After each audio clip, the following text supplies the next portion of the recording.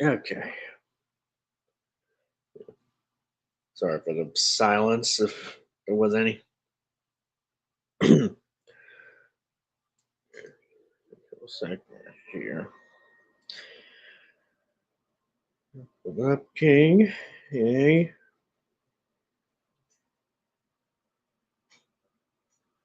And being class, I won't be able to join. That's seen something I said in Discord. Yes, I've seen it. Yeah, yeah. Neat artwork.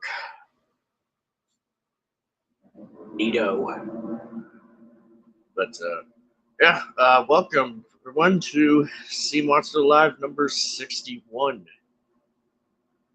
So, in case you can't tell, I have a new sort of profile picture, new avatar. Uh, Gonna give a big shout out to Zimzone99 for the new avatar profile picture here. Um, yeah, that he made for me. That's good stuff. Go check him out. So yeah, 1 week until Markiplier's Iron Lung movie. Yeah, that's coming up. Hmm. Yeah, I don't know if I'll be able to see that one. Probably not. But hopefully it's if anybody who does check it out, hopefully turn out well. Because like because let's be frank here, anything would be better than Shelby Oaks. I'm just gonna say that right now. As far as like movies being made by YouTubers go, if you check the website for theater locations, the thing is that I actually have like a move that's about to happen um, at next month. So like I've just managed to have been able to find some time with today to do this stream because I'm kind of like super duper busy and I'm pretty much gonna need some time to like settle in, you know, into where I'm moving to. So that's just gonna be yeah. And so I don't know what the theater is gonna be them that would just be near me at the time will have. I don't know if it'll have Iron Lung playing there. I don't know. Uh, let's see.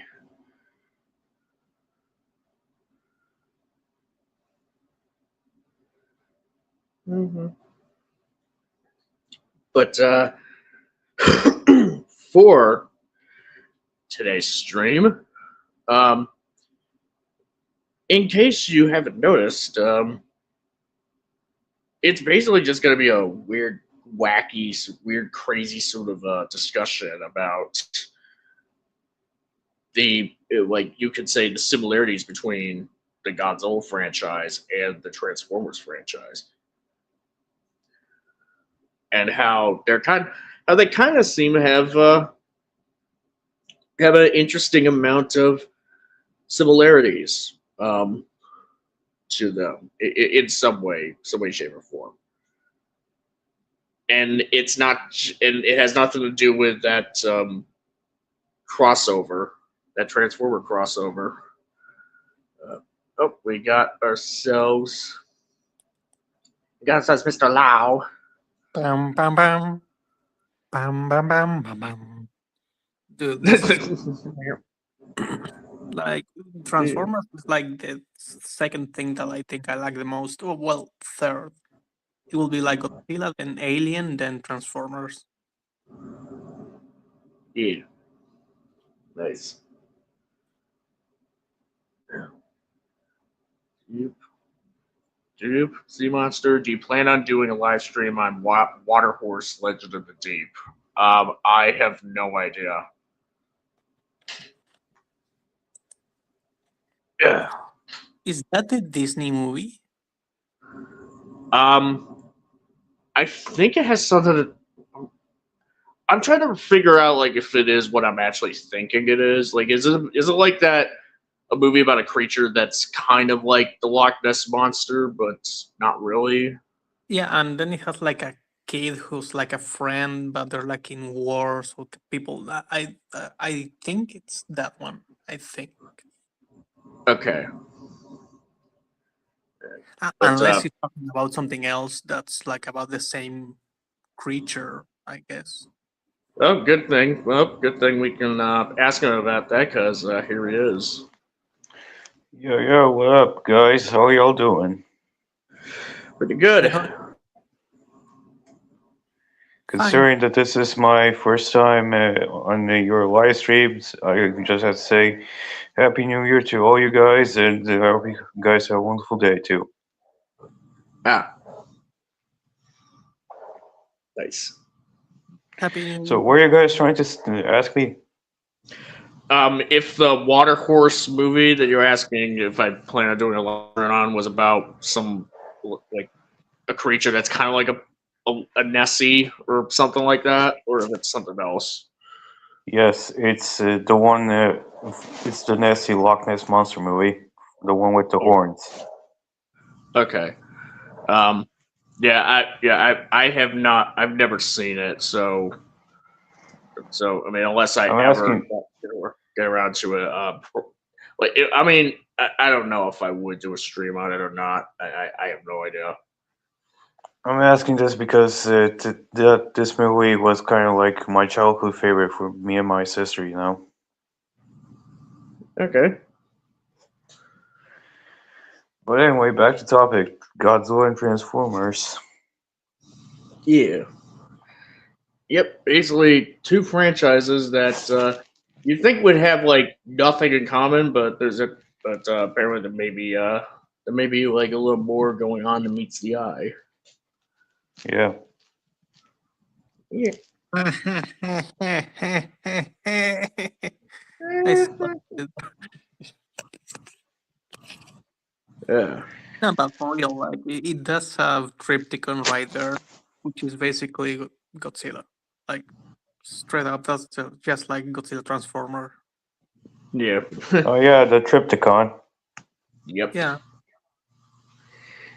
Yeah. And you got like, it's like in a way you got like it's kind of like the alien invasion, like just got you have Godzilla movies that have about alien invasions, and you have Decepticons coming to Earth. Autobots. Yeah, and yeah, the and Autobot. also you could have like what was the name of the shit? I forgot about combiner. You could have a combiner fighting Godzilla, like it's like a mecha too. Yeah, well, yeah. I mean, depending on like which version of like Godzilla and which version of the combiners that you want to like that you would go with. Yeah. Um, yeah, I could pretty much see Devastator taking on minus Goji. At least at first. Let me just put it that way. Maybe like I don't think he'd survive the atomic breath though. But Wait, which version of this Devastator are you talking about? oh, no, I'm just like talking about like any like whichever I'm saying depending on which version of Devastator you refer to, because it could be either G1 or it could be Bayverse potentially. Like whichever one would perhaps be the closest to like 50 meters tall or something that you get or something. But I'm yeah, I asking actually this because there are some versions of the Devastators who were like multiversal, like level type of threats. hmm. Oh, Interesting. I don't do the multiversal planetary continental, but that all seems so like random and made up to me. To be fair. Hmm. I'm asking this because I am a Ba- huge fan of YouTubers like Legendary Grimlock, and he goes into full extent to explain how the Transformers cosmology is surprisingly really complex when to get down to it. Oh yeah, no, that is actually way more complex, and also depending on which version of the story you go with, you get more or less complexity and more lore. For example, in IDW probably than you will get in all of G1 clearly, right? Because it was like a cartoon for kids. And then IDW went and like did a bunch of stuff. But also like if you go to the Marvel comics, that's like also pretty much like a huge fucking universe. Yeah.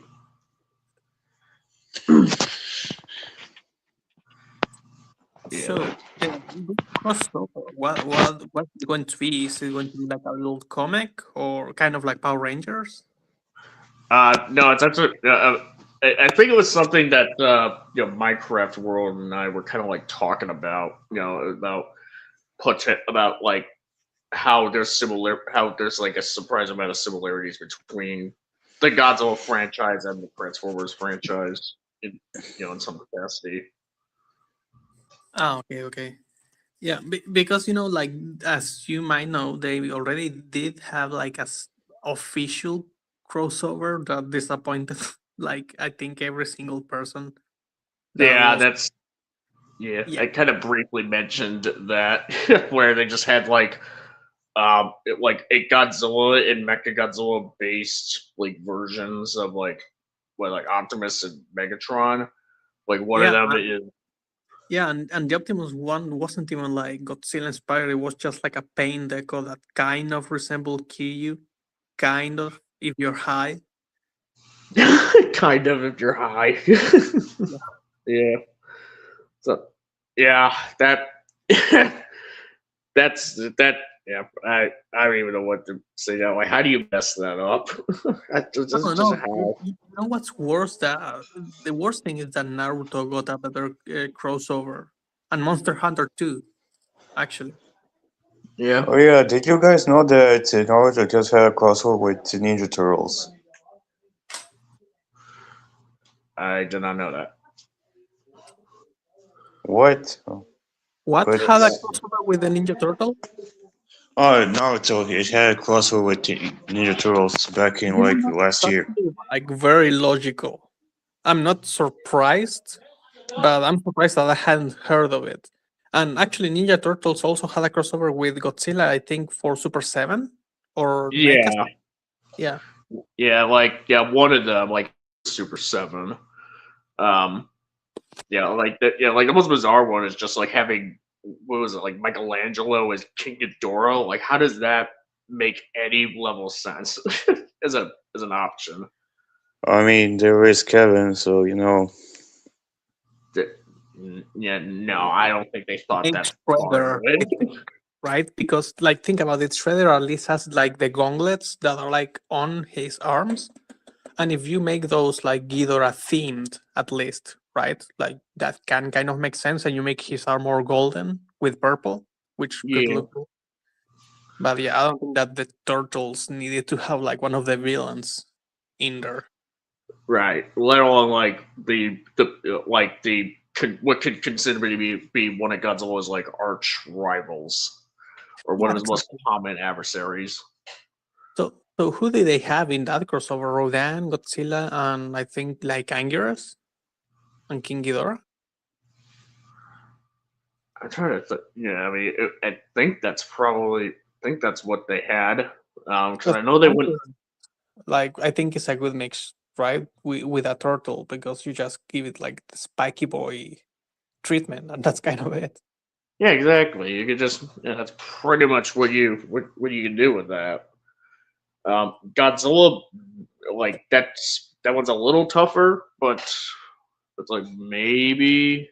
I mean, like you probably. I mean, like you would have to like if it's gonna be Godzilla based, you would have to make one of them Godzilla no matter what. That's just kind of like an obligation at that point. Yeah. But yeah, Rodan. That's I'm not even sure, but yeah. So I guess anyways, back to the Transformers, and well, Godzilla. what's in this, guys? Hmm? Oh no, I just gotta say Transformers, robots in disguise, Transformers, more than You know, meets like, the eye. I was actually talking about this idea with Kaiju Kanak, and I was like, why did they not make someone Jet Jaguar? Right? Like that was like the easiest, most lazy Exactly. thing too. Exactly. You'd think that they would just have. You'd think, like considering that like Hasbro was all about just like like just shilling Bumblebee every chance they get, they could have made him Jet Jaguar. Yeah, straight Or away. they could have just made him Manila. No, that would be Wheelie. Huh. I would be frank with that. Like G1 Wheelie, not so much Bayverse Wheelie. Oh, you just took the fun out of it then. Don't you want to see Minilla humping someone's leg?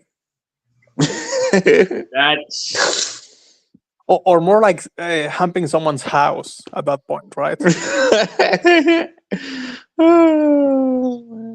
I'll be honest now. I don't think I'd want to see that at all. Yeah. Ugh, with any version of Mila, quite frankly. Oh god. That's a horrible image.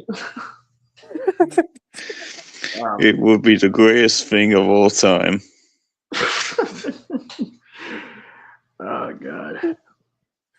I guess like another thing is sort of interesting, like how Godzilla and Transformers they kind of stick to like the general consensus of like giant monsters or giant robots, but they kind of like do their own spins on some of them, like Yeah. like because you had like G1 and the show respectively, like that's kind of like the start.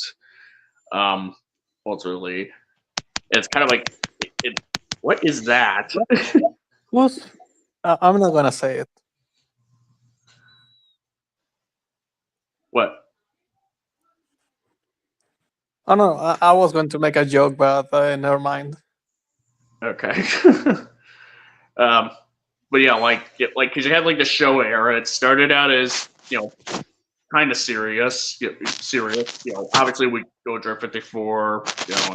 And trades again, and they kind of stick with it being somewhat pulled back in terms of tone, even if they kind of got progressively like more and more out there.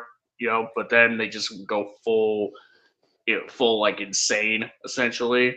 Yeah, and By the that end. was mostly on the Japanese side too. And by the way, they're both from Japan too. Yeah, they're both from Yep. Japan. And on the other hand, you have Transformers that started out as like lighthearted and crazy and insane. I mean, like you had like the Transformers like time traveling back to King Arthur days, essentially in season 2. And then you have like the movie, and then you have like the 80s movie that just kind of like decided we're gonna all right, let's kind of get a bit what I don't even want to say like mature necessarily, but rather just like Let's kill off all the characters and replace them with the new ones. Am I right, guys? let's go darker in sense of like we're actually just gonna kill beloved characters like Optimus and Ironhide and Ratchet. Let's get that for capitalism. Yeah. Yeah, and it would just like give them like the new analogs, and then like season 3 was kind of like bit like I'm presuming like a bit more focused because like I've only watched like season 2, the first 2 seasons and the movie. I haven't gotten to season 3 yet, so I'm presuming that one's kind of like less like throwing stuff at the wall and seeing what sticks, and more of like just showing the adventures of like Rodimus and crew, just kind of doing stuff. Yeah, funny enough, I heard that it has one of the darkest episodes. I think that they're fighting for like some oil or something like that, and in the end, they just destroy the whole place. And one of the Autobots realizes that they're also part of the problem. Yeah. I remember that it was season 3 or 4 because it had Galvatron in it, right? And I there was like a lot of gold everywhere. But yeah, no, Transformers had that one episode that was like really serious, Yeah. and then funny enough that you go into the future, and with Beast Wars, they are really taking it seriously from time to time. Like it's not consistent, but it's always been like a silly little game of now we're really going to take this seriously for like 2 or 3 chapters, and then we're going And back to the funny. allow question: what are your thoughts on character like Dinobot from Beast Wars? I never watched Beast Wars. I just know what it's been doing. I know the things it has done. I know a lot of the behind the scenes stuff. Like I know that, for example, when they were doing the Dinobot death scene, they were taking it so seriously that the actor was actually trying to work, and everyone around him was kind of laughing. You know, Eh, Yeah. that's kind of like a funny story because he couldn't really focus because everyone around him was like just holding their laughter. So he looked at them for like 2 seconds and he started laughing too. Hmm. And but yeah, and then as I said, then you have the comics, that always did like a lot of these more like complex, deeper, more dark stories. I remember Shockwave was like a complete psychopath who beheaded Optimus Prime, and I think he kept his head alive for a long time. Oh, dang. Yeah. Yeah, Damn. like, yeah, I mean, like, I guess the thing is like how G1 in the Showa era, they kind of like started out with a certain tone, and then they tried to like gradually like lean into like a different tone, and then they just kind of to where they kind of started losing, they started losing either like their luster or lost like some of their like some like what made people like made like their particular audiences like sort of into them like Showa Godzilla, it's arguably more gradual. Like it's not as sudden, but it's definitely. But let's just say like it was gradual until you get to like Godzilla's Revenge onward, and then they try to like go back do course correct. Oh yeah, the whole course correction thing because you had like versus Mechagodzilla and Terror Mechagodzilla trying to be more serious enough. Well, especially Terror Mechagodzilla, but it was like too little, too late kind of like how G1 tried to bring Optimus Prime back to get viewers back, but too little, too late. And in a way, you could say that Zilla 98 and the Bay form, specifically the first one, act as like the reboots, like the most controversial entries because the fact that how much they change everything about the franchise. Well, the thing is I pretty much would only agree with that if the Bayverse wasn't successful after like after its first movie and like Yeah. whatever spin-off series like because like Godzilla 98 like it had the movie they were hoping it would be a franchise it didn't really go anywhere the only extension it had was the animated series and kind of like the whatever legacy that movie sort of had either ironically or unironically whereas with the Bayverse like the first like the '07 movie was a huge hit and I would even say like the Bayverse is still closer to Transformers and kind of like the essence of it than what Godzilla 98 was to Godzilla um and Mm, I I, mean, it depends, right? Because the movies did shape everything onwards, so now it feels like that. But at the same time, it was never really about the violence, you know. So I wouldn't really say that. To be fair, like on like if you ask me, like I wouldn't really say that they adapt the vibes even of the show, right? Optimus Prime is wrong. Like almost every single character is wrong.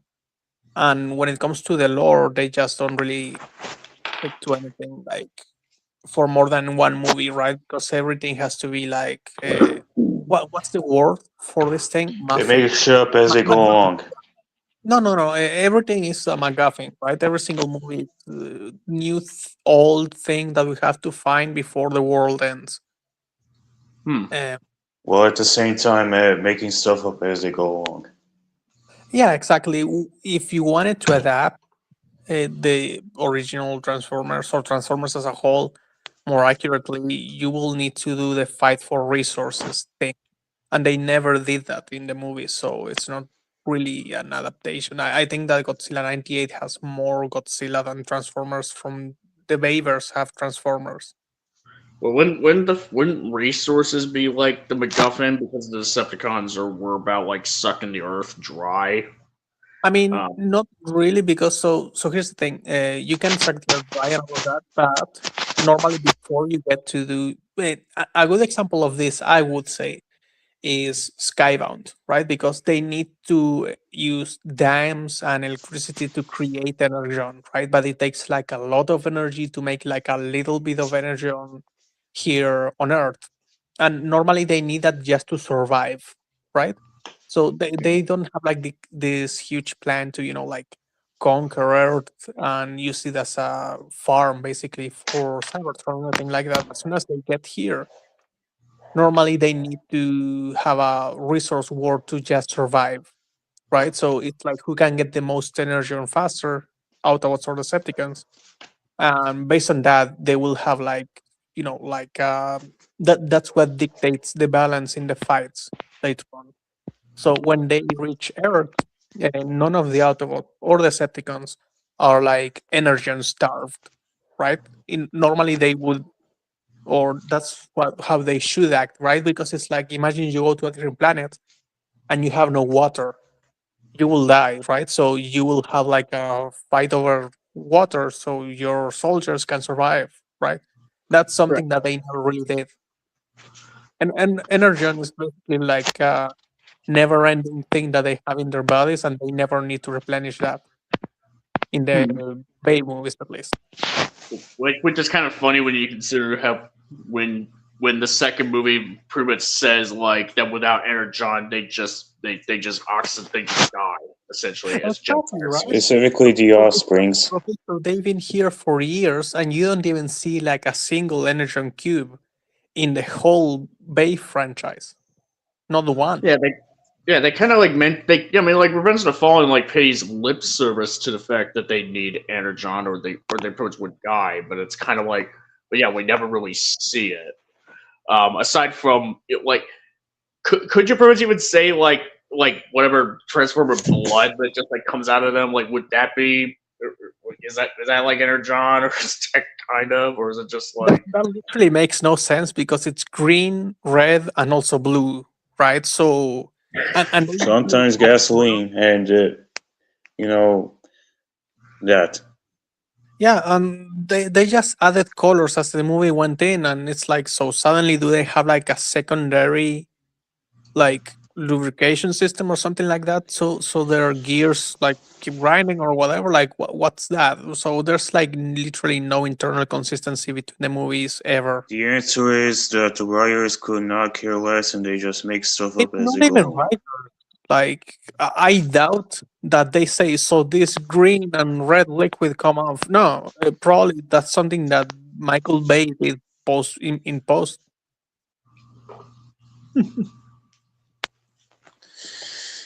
It's like Oh, the story. the most that I mean, like the most you could say like the first movie kind of had going on was like you had like light blue sparks like come out of them. Yeah, that's what I Yeah, was gonna say. Yeah, something like that. Like whatever, or in the case of like Megatron, after like the Allspark got put into his chest, like he had like some orange. But that's just like because like of the the heat. Allspark kind of essentially just like turned his chest into magma, kind of. Yeah, Yeah, but but then yeah, and after yeah, that, so it's in that regard, you do have like the adaptation from the US that completely misses the point of the franchise. But again, I would say that Transformers was worse than '98 was to Godzilla. hmm. Yeah, Oh, and Yeah. just to give another example that most people will know, because not necessarily, yeah, exactly. So most people might not necessarily know about the Skybound comics. Fall of Cybertron had the lack of energon, and everyone like going into stasis because they couldn't even like have enough energy to fight anymore. Stuff like that. That's what I meant. You need to capture when you're like adapting Transformers the right way. Right. Yeah. Hey, Luke, have you ever watched Transformers Prime? Oh yeah, and there they also do the energon thing where they have to find like different mines and stuff like that. And that's why the Decepticons have like an advantage almost all the time, and they have more soldiers and all of that because they have like control over the mines. So yeah, that's another good example. Hmm. Yeah. Yeah.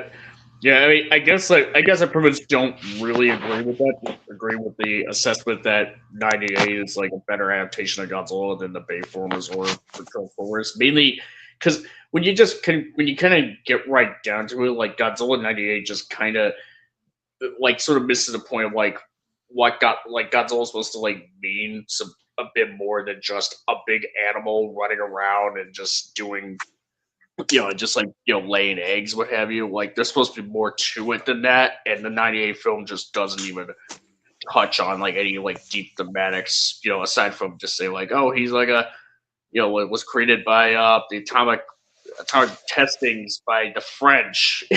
So it's not so you don't even have like the Japanese connection at all. Whereas with the Bayverse, it's like when you get right down to it, the G1 cartoon, it really was just kind of like a cartoon made just to sell toys, essentially. Like they had like, hey, we have this really cool idea. What if we had robots that turn into cars or jets or what have you, and to make a show about it with like some bit of like mythology behind it that's not really all that consistent. I It's not mean, you until like have that, but also you had the comics, yeah, and the thing is, every single character is basically a character assassination. So you get one character assassination on top of another one, on top of another one, on top of another one. So that's why I think that in the end it's worse because it did like fuck up more than '98 ever could. hmm. Yep. Yeah, I'm not.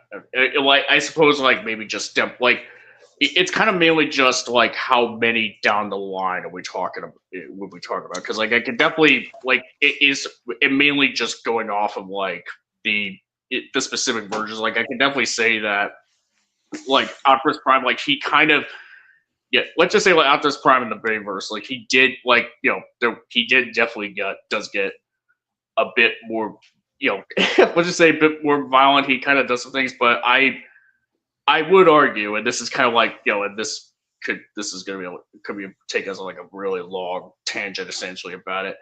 Like there could be like it could be somewhat informed about why about it, but once you get to Oh like yeah. Age of Extinction and The Last Night, it's kind of like especially Age of Extinction because that's where it starts, where it really starts to become a problem because like he just like he pretty much because like he just is all like, we're done defending the humans, we're done, they're worthless pieces of shit. After the end of the third movie, where he's all like, we will never forsake this planet and its people.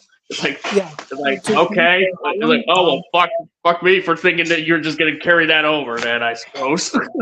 yeah, no. The only movies I count for the waivers are 1, 2, and 3, and then 4 and 5 can honestly just go fuck themselves. I think they're trash. They're the GT equivalent. They're like if the OG trilogy was like the manga, then the fourth and five are like the made up non-canon stuff. Yeah. Hmm. Yeah, because even in the third one, if he's like really violent, I completely understand because he literally was killed in the second one, right? So Yeah, it's like, okay, now you know that you don't have time to go fucking around. Like you have to kill them, or else But you're going to die. also the Everyone else is going but to die. also the fact that when you compare it to like the design philosophies of like the first three movies and the fourth movie, it's kind of like that they just forgot about like how these designs operate. With Oh like yeah, Optimus Prime's design for like the OG trilogy and the fourth one. It's like they completely forgot about the fact that he's supposed to transform into a car, and the fact that they completely get rid of the fact that he's supposed to have vehicle parts and moving parts. Yeah, no, Yeah, everyone just like way too looked way too human. Um, but maybe we did sidetrack a little bit since we were comparing like the different eras. right. Yeah. So, and I guess I wonder, like, what would be like a good example? Like, what would be like an era that we could compare to the movies that came after the Bayverse? Like, you got like the Oh, you mean hmm. Bumblebee, Rise of the Beast? Could Oh it yeah, be? actually, you know what? I think that an example from like the Godzilla in the Godzilla franchise that could be kind of like what? Okay, what is that sound? Koshi, I think. Oh, sorry. Yeah. Okay. So yeah, like the Godzilla franchise, like when you think about it, you had like the Millennium era and the Reiwa era where they just kind of like were making Godzilla movies and just throwing whatever ideas they had out there, and like some good, some not good. Let's just say, um, Yeah. kind of makes me think of like the post Bayformers live action movies in a way, because like you had Bumblebee, which was pretty solid, pretty good, I'd argue. I mean, yeah, obviously there's gonna be people who are gonna say it's too much like Iron Giant. It's like yeah, perhaps. Yeah, sure. But is it? But it's still a good movie, though. That's Yeah, kind of like yeah, what exactly. matters. It's very serviceable, at least, and it's not just like the Iron Giant. I always said that it was ET mixed with Iron Giant, and honestly, those are Yeah, two good movies. yeah. So E.T. and Iron Giant, kind of like but with a Transformers coat and varnish.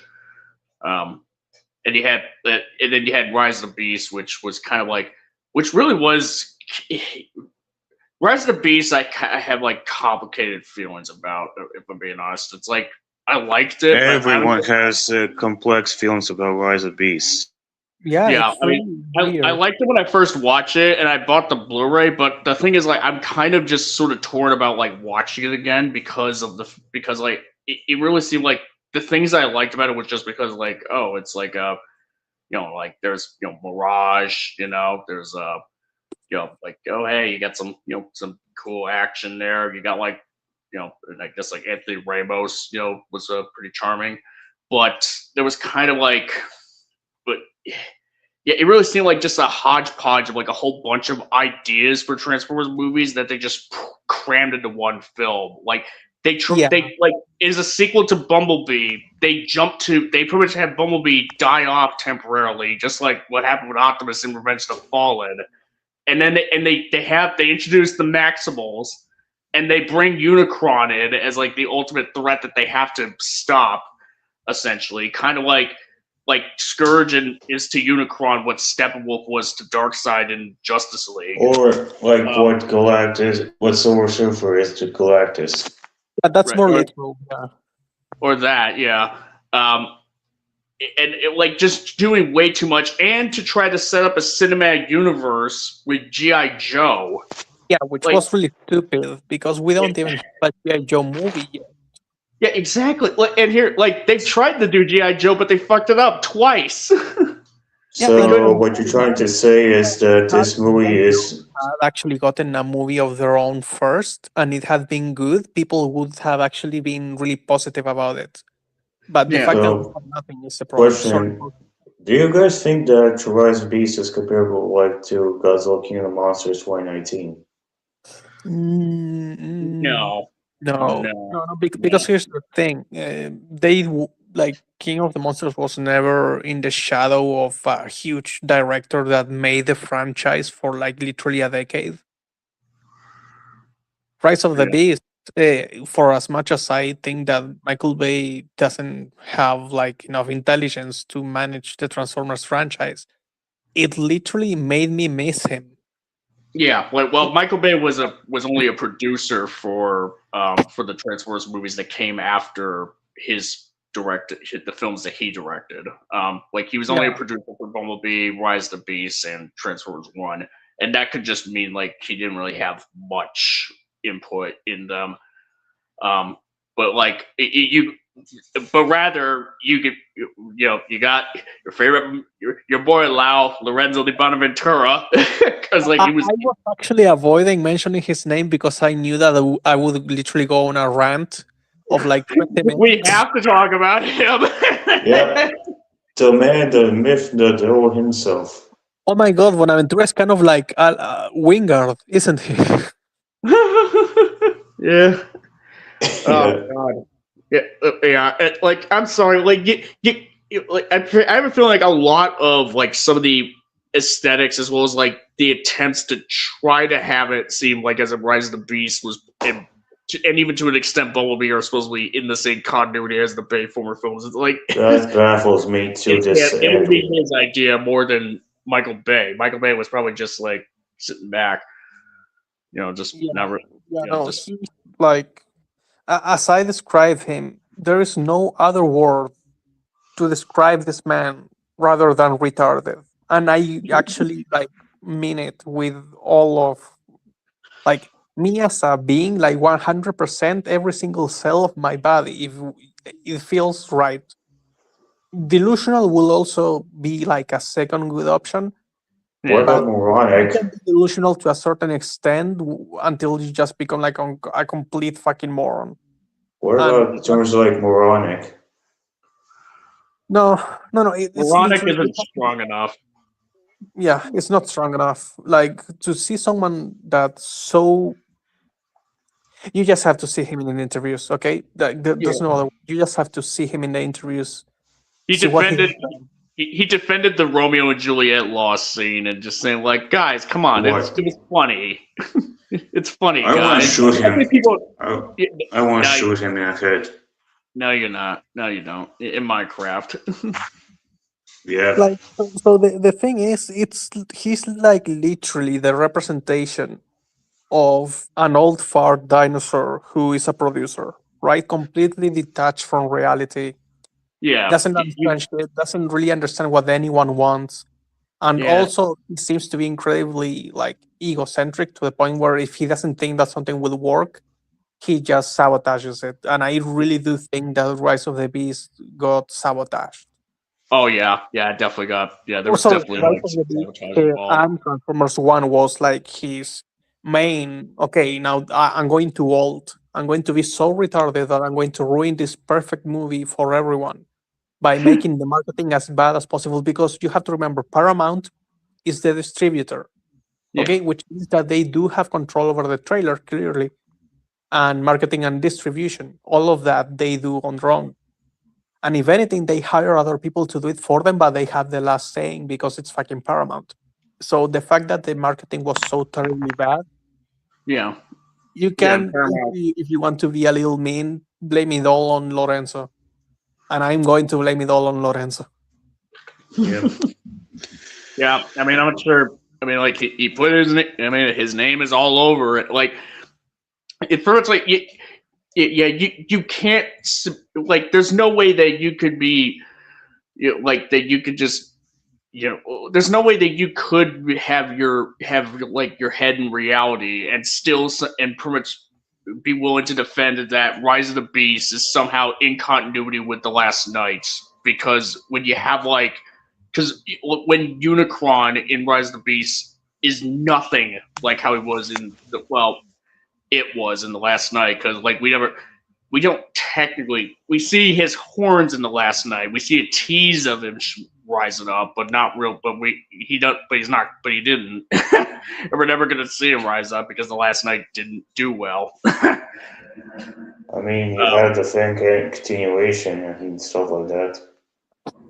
Actually, the whole continuity, fuckery essentially in the Bay with like the live action films, like we could even just mention the MonsterVerse as well. Like the fact that you have like shows like Monarch Legacy of Monsters that just doesn't really that seems like it wants to try to say like it is all interconnected with the movies, but there's so much about it in the show that's just incongruent with what's established in the movies. I Like only knew that. even more incongruent than what the movies themselves establish.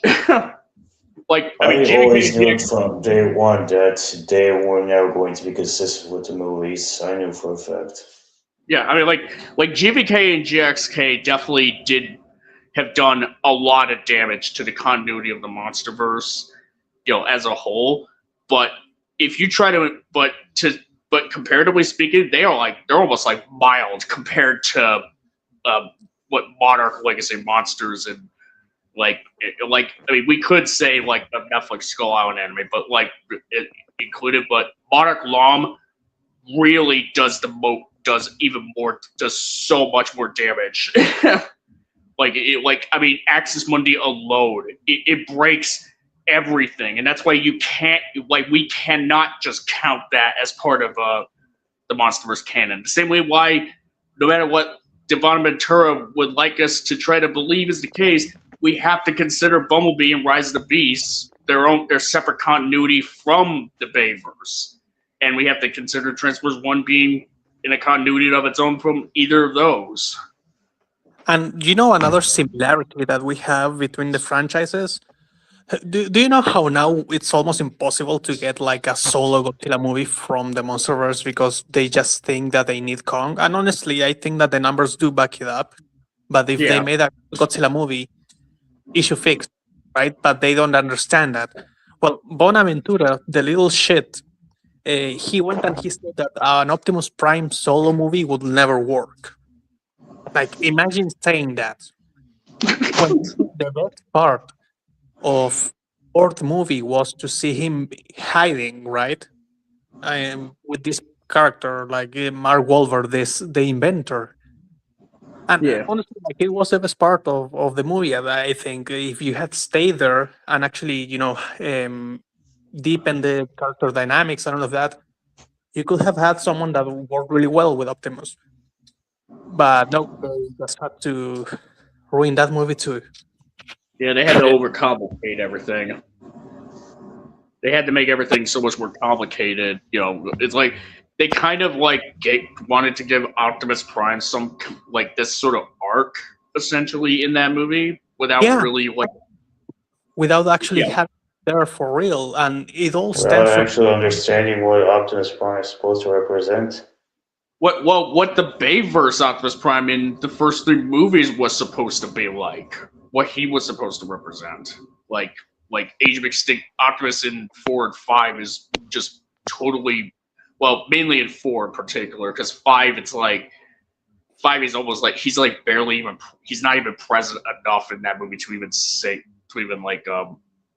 count him as a character at that point. 5 was just Adventures of Kay Yeager and Friends, guys. Yeah. Yeah, like Optimus Prime was like 10th fiddle in The Last Night. Among other things. The Dark of the Moon was so good. If only we had known what we had at the time. Yeah, I mean, well, it's funny. It's funny that you mentioned like Dark of the Moon. Like, I kind of want to revisit like the original Bayverse trilogy at some point. And it's that's because way better than people say. Honestly, like the biggest problem, and we all know this, is Revenge of the Fallen.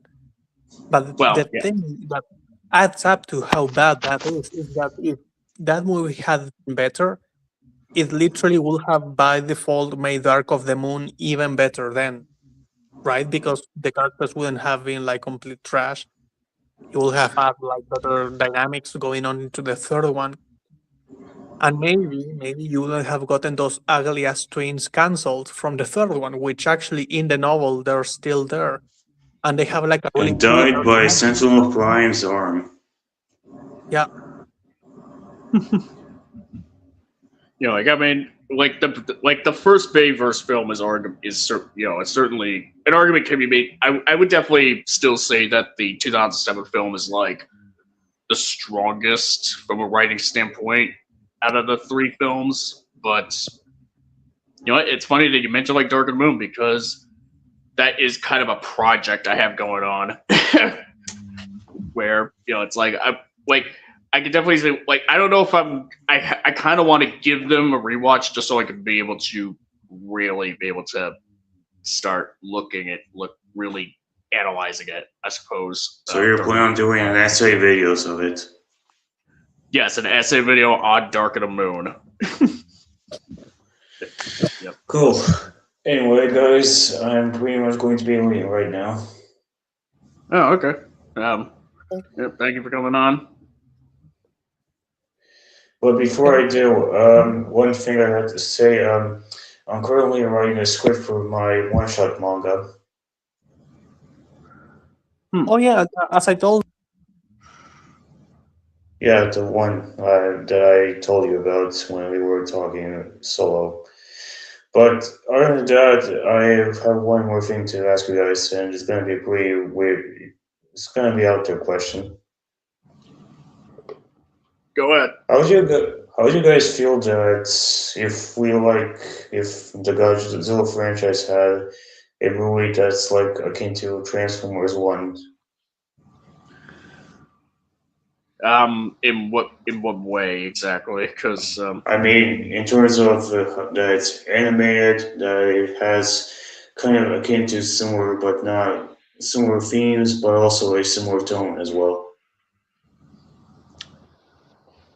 I think it could be good, just as so long if Toho were able to, it could be good as long if Toho wasn't being so stupid or batshit insane about their anime ideas. like that, Dude, like that'd be like cool. just the concept of the new anime being a shonen says like so much about them backpedaling into their like experimental thing to go straight up to like the safest thing possible. Like they're just going to make a hybrid anime. Yeah, yeah. Anyway, guys, leaving now, and hope you guys have a wonderful day. Peace out. You too, You man. too. Peace Bye. out. Yeah. Yeah, and actually, Kaiju Kuru, like he's right. I was going to say like the only thing we need now is Jurassic Park, like actual dinosaurs in the middle of these two, and I think we have like the holy trinity of like autism, right? Yeah, pretty much. Transformers, Godzilla, and Jurassic Park. I don't think we're missing anything in between. Nah, no, I don't think we are. Beyblade, maybe, maybe. Oh, Well, oh I mean, no, Pokemon. Maybe could it be Pokemon? hmm. There has to be Yeah, like some other like game like that, Pokemon or Yu-Gi-Oh maybe, but I don't see enough people playing Yu-Gi-Oh nowadays. Maybe Magic, no, no, it's got to be Pokemon. Yeah, Pokemon is definitely Pokemon like then. it. Pokemon is everywhere. Um, Yeah. Okay, so then it would be actually I think Pokemon is bigger than Jurassic Park, but not necessarily in the autism scale. So, but Pokemon, I always say we need to have like crossovers with Godzilla because just think about it. You have a lot of Pokemons that actually kind of look like him. Then you yeah, have like mods. You have literally a Pokemon for everything, and fans have been doing that for like a decade now. yeah. I mean, Tyranitar is essentially is it was inspired by Godzilla. It's kind of like it's even explicitly stated that he's inspired by Godzilla. Yeah. Then you have like that Blastoise form. I don't know which one. Like if you put that, like okay, maybe you don't have it for Gamera, right? Like it's a different IP, but you could even put Gamera there. Like just make a Gamera with those colors and like two cannons on the back of his shell, and there you have it. Yeah. Yeah, yeah, you got that. But yeah, I definitely think say what Godzilla, Transformers, Jurassic Park. I think like those would like Pokemon kind of seemed like it's sort of like doing it, like it kind of had like all the above because like you got like Pokemon that kind of look like kaiju essentially. Some Pokemon that even are kind of like kaiju in some Yeah, ways. You got literally, some that are straight up some robots. of them. Some of them are robots. Some of them are dinosaurs. um, but let's just say like Godzilla is the kaiju side of things, where and then you have Transformers, the robots, primarily robots. Um, Yeah, Jurassic Park is the dinosaurs. and Exclusive. Transformers also kind of goes into the dinosaur zone too, which is Well, fun enough. yeah, because I mean, like it just like not just with the Dinobots. Yeah, Transformers is like an amalgamation of of everything. I now that I think about it. Yeah. because it also has its own kind of Pokemons, which will be the Minicons that come up sometimes in continuity. Hmm. You have to capture them to get like special powers, right? So they're like these little guys that go around, and just have to like grab them all. So technically, Transformers is like the Holy Trinity mixture, like almost like this alchemist amalgamation of things that are like Yeah. super autistic, all put into one. Yeah. And you can also say that about the superheroes, because technically Optimus in personality is very similar to Superman. Yeah. Yeah. So. Oh no! Don't encourage 05 and say that Bayverse Optimus Prime and Zack Snyder's Superman are like. No, no, I meant OG Superman and OG Optimus. Yeah, I get you. Okay, just in case, just in case, because we don't want him No, I don't want that. Yeah, we spewing don't. his lies. We don't need it. See how it lies. Yeah. Yeah. What would you actually say? Actually, it's funny that you mentioned like the Shonen Godzilla anime or whatever that is. I wonder if that, like, someone we could just argue, isn't that like, would that just be like some weird analog of what is it, like that girl Sari from Transformers Animated, who turned out to be a Cybertronian? Well, while we don't know the details yet, I mean, in a way, I guess, very superficial, kind of, yeah. Very But superficial. like, Yeah, it's very if we superficial. go by the like typical thing, actually, I made a video about this. Hybrid animes are not like exclusively shonen; they can also be, like more mature. But they usually just have, like the thing we just see in the image, right? Like that's all we really need to know. It's a kid who lives in a world where something is threatening humanity. He gets the powers of said thing that's threatening humanity, and he uses those powers to fight back. Now, I don't know if this kid will, like, in a way, like, maybe be more like Chainsaw Man, where he literally has, like, Godzilla living in him. Like, they could go in really weird ways, but that's going to be basically the main storyline. Like, he just uses it to defend humanity. And people Yeah. are going to hate him a little bit for it, kind of like in Tokyo Ghoul, Parasite, and the latest one was Kaiju number 8, and Attack on Titan. See, like all of these things are kind of like the same thing. So that's what I mean when I say that they're going on a safe route, because they're just taken from something that has been tried like 6 times by now in the like peak anime sphere kind of thing, right? Because these things are Tokyo Ghoul, Attack on Titan, Parasite, Kaiju number 8 to a certain extent, Hmm. Chainsaw Man. All of these are like very well known, if not for the anime, for the manga, and they have been like very long. Most all of these are done completely over. Not Chainsaw Man actually, but still, you have at least part one that was finished. So they have like a lot to take from. So even if this is unique for Godzilla himself, it's super safe for anime as a whole. Yeah. So it's Yeah. like a complete 180 from what they were doing with their animes up to now. Yeah, I mean, like it. Yeah, in some ways, it's like, yeah. I mean, like in some ways, it's a safe route. Yeah, because of that. But on the other hand, it's like it really just kind of see. Again, obviously, we have to wait for the anime to come out. So this is just this is just kind of speculation on my part. But it just kind of seems like what they're want to do with this. It seems like if they're going as far away, like this could be further away from something resembling Godzilla. Like you could go further away than this. Like without actually Yeah. just saying, you know what, we're not even gonna make this Godzilla anymore. Well, Like, in that regard, I would like to defend it by saying that technically we have seen something similar, at least thematically, right? With Mecha Godzilla, for example, with Kyo, right? Because you're using Godzilla to fight Godzilla in a way. You're using the yeah, bones to create a mecha, and this has like his own mentality. So we don't know how this kid is going to work. Maybe he has like violent tendencies to destroy humanity from time to time because he's like infused with Godzilla spirit, or he just has the powers, right? And he's just like a normal guy, like Eren Jaeger or the guy from Parasite or Chainsaw Man, where he doesn't Yeah. really get any needs while he's like transformed or whatever to like destroy everything. Yeah. I They, mean, they can go yeah. in a lot of different ways. Yeah, Yeah. I I mean, hope like, it's yeah. good.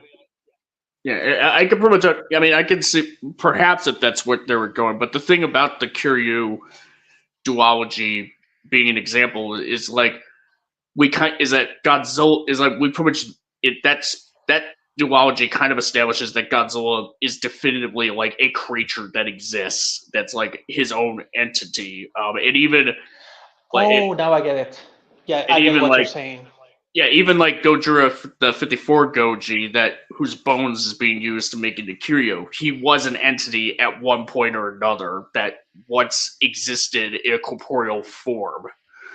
Yeah. You're So saying basically you're worried that Godzilla won't be a thing, at least maybe as soon as the story begins, right, that will actually inhabit the world of the anime, that it will just be the kid. yeah, like it's just like it's a That could kid who happen. has.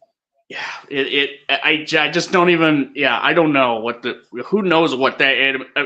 Again, I'm not. I'm not saying for certainty that that is what's going to happen, but I just have concerns of that. That could be what happens. Like that's all I can really say. What I would say in that case is that the idea is not necessarily bad. It's the execution that will be bad. Because I, for one, would say that a Godzilla anime that focuses on the other kaiju and Godzilla is not really there might actually give us the potential to finally um, give this other monster some personality, right? So if you Yeah, say that Godzilla died 12 years ago, and now we have this kid who's 12 years old and he has his powers, and no one has seen Godzilla ever since. Okay, but you still have all the other kaiju. Now you at least have like an opportunity for like I don't know, Angerus, Rodan, or anyone else literally to shine for 2 seconds at least. And so who knows? Like maybe it could be literally one of the best possible things for a Godzilla product or project to literally not have Godzilla. Because honestly, we just get him all the time, but now we're only getting the top 5 kaiju, right? And no one has, everyone I think is starved for something new. And by new, we mean something old, like Anguirus, Gigan, yeah, Biolante, even, like this Heisei villain. So yeah, I don't think yeah, that would necessarily be bad, but yeah, I just want them to make something good, right? Like I don't care about what weird, wacky ideas they have. I just want it to be good. Like yeah. Like yeah, I mean, I like don't if I really care. hear from yeah, I mean, like if I hear like from from people that I pretty much I can trust, like within our circles, what have you, and they say that the anime is actually pretty good, regardless of whether or not it's regardless of the whole Godzilla, like how different it is. Like if it's still well executed, then that's then I'd be then that would be all well and good. It's just that maybe I just kind of been burned, but like aside from -1, I've just kind of been burned by Toho's Reiwa era just way too many times to be that excited for this one at Yeah, all. and then you have to add the shonen factor, right? Because if you're like a normal person who likes good stuff, right? You know that a lot of shonen is complete slop because it's literally in the title. Like shonen actually means that it's meant for teenagers. And what are teenagers? A lot of times horny, a lot of times, almost all of the time, stupid and complacent. You just give them some action with some colors, like I don't know, Demon Slayer, and they are like peeing themselves at that point, like, from excitement. And it's like you give them something to think about. Necessarily, they won't be unable to comprehend it, but they don't have the lived experience to understand it either. Like so, a lot of this shonen stuff, it's very like trashy. Yeah, And since you're adding that into the Godzilla franchise, which is already not really doing that well when it comes to like their anime projects or like Toho stuff as a whole, except for -1. You're adding, the way I see it, you're adding way more risk than you're adding potential for something new. Yeah, like So you'd think that after that because Mike -1 was like so successful, was as big of a hit as it was, and it was really because they went back, they kind of went back to basics in a lot of ways, and just had it be like, why don't we just get a guy who had like who has like seems to have like a really good story idea, it has like a good yeah, script, and let him film it, and we just see how that goes. And it did turn out all that well, even if it is like has a lot of has familiar elements from Godzilla media past. And hopefully -0 would also sort of continue that streak, if hopefully in some way, maybe not to the same extent as -1, but at least would still be good. yeah, Yeah, it's just kind of weird. Yeah, like it's in a lot of ways like they kind of think they pretty much seem to understand that fans kind of want something a bit more refreshing in a way, but they don't understand like what that means. They pretty much don't understand like what fans want is something like a new spin on a character that we haven't seen in a while, which is which you know as let's just say like as teeter, how do I put it, as skeptical or concerned as I am about GXK Supernova, like they seem to at least they kind of seem to even they at least seem to have an understanding like we need to like bring something new in, like, or at least something old that they haven't seen in a while, like Space Godzilla. Like at least that. let's say it's more like a new old in a way. Yeah. You bring the good old, new old, because that's the thing. Everything is new for the modern audiences. Like we have only seen these characters done in like guy in a suit quality, which is not something that I have an issue with. But let's be honest, it's not the current quality that we accept as a society. Yeah, it's acceptable These quality characters for the time, and essentially. for the fans, yeah. And for the fans, yeah. Yeah, you kind of would want to have something. Yeah, you would kind of want to step things up a bit, especially if you're going to appeal to, like a more like overall audiences, especially like if the MonsterVerse is meant to be like a more mainstream way of appealing the sort of kaiju, like kind of like what the niche kaiju stuff that we're into, and try to have it to be more palatable for the mainstream, I suppose. Yeah, Obviously and to be fair, execution is a different story entirely, but yeah, and to be fair, as we were saying the other day when we were talking about the potential of Space Godzilla, like they just already gave us examples that even with shitty movies, they can still make good versions of the characters. Like I don't think that King of the Monsters was a shitty movie or anything, but like we did get like the best Ghidorah we ever got. At least that's how I see it. Because I like the Planet Eater version, but it's like, come on, we got him for like what, 5 minutes at most? That doesn't count to me. Like that's like a concept of a character. That's not like execution. There's almost no execution there at all. Yeah, there's a lot of King Ghidorah. Yeah. There's a lot of implication. Yeah. I'm sorry if I keep cutting you off. Sorry. Yeah. I mean, obviously, I stand in the ground that King of the Monsters is quite good at, as well as saying that King Ghidorah in that movie is like one of the best iterations of that character we've gotten thus far. But if not the best, I dare say. Same for Rodan too. Yeah. Yeah, like Ghidorah actually in the MonsterVerse actually gets across what kind of like the point of King Ghidorah was from the very beginning, like this ultimate destroyer from the stars, essentially, like, and actually has a lot of menace to it that was kind of lost for a long time in other iterations. I would say that even in its first movie, it never, like, I think Toho never had the chance to do it right.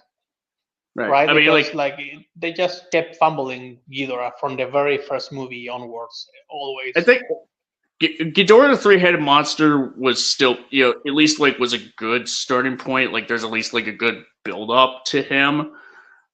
Essentially, there's at least like you pretty much have that, and but yeah, like after that, like he kind of was just a pawn for pretty much other forces.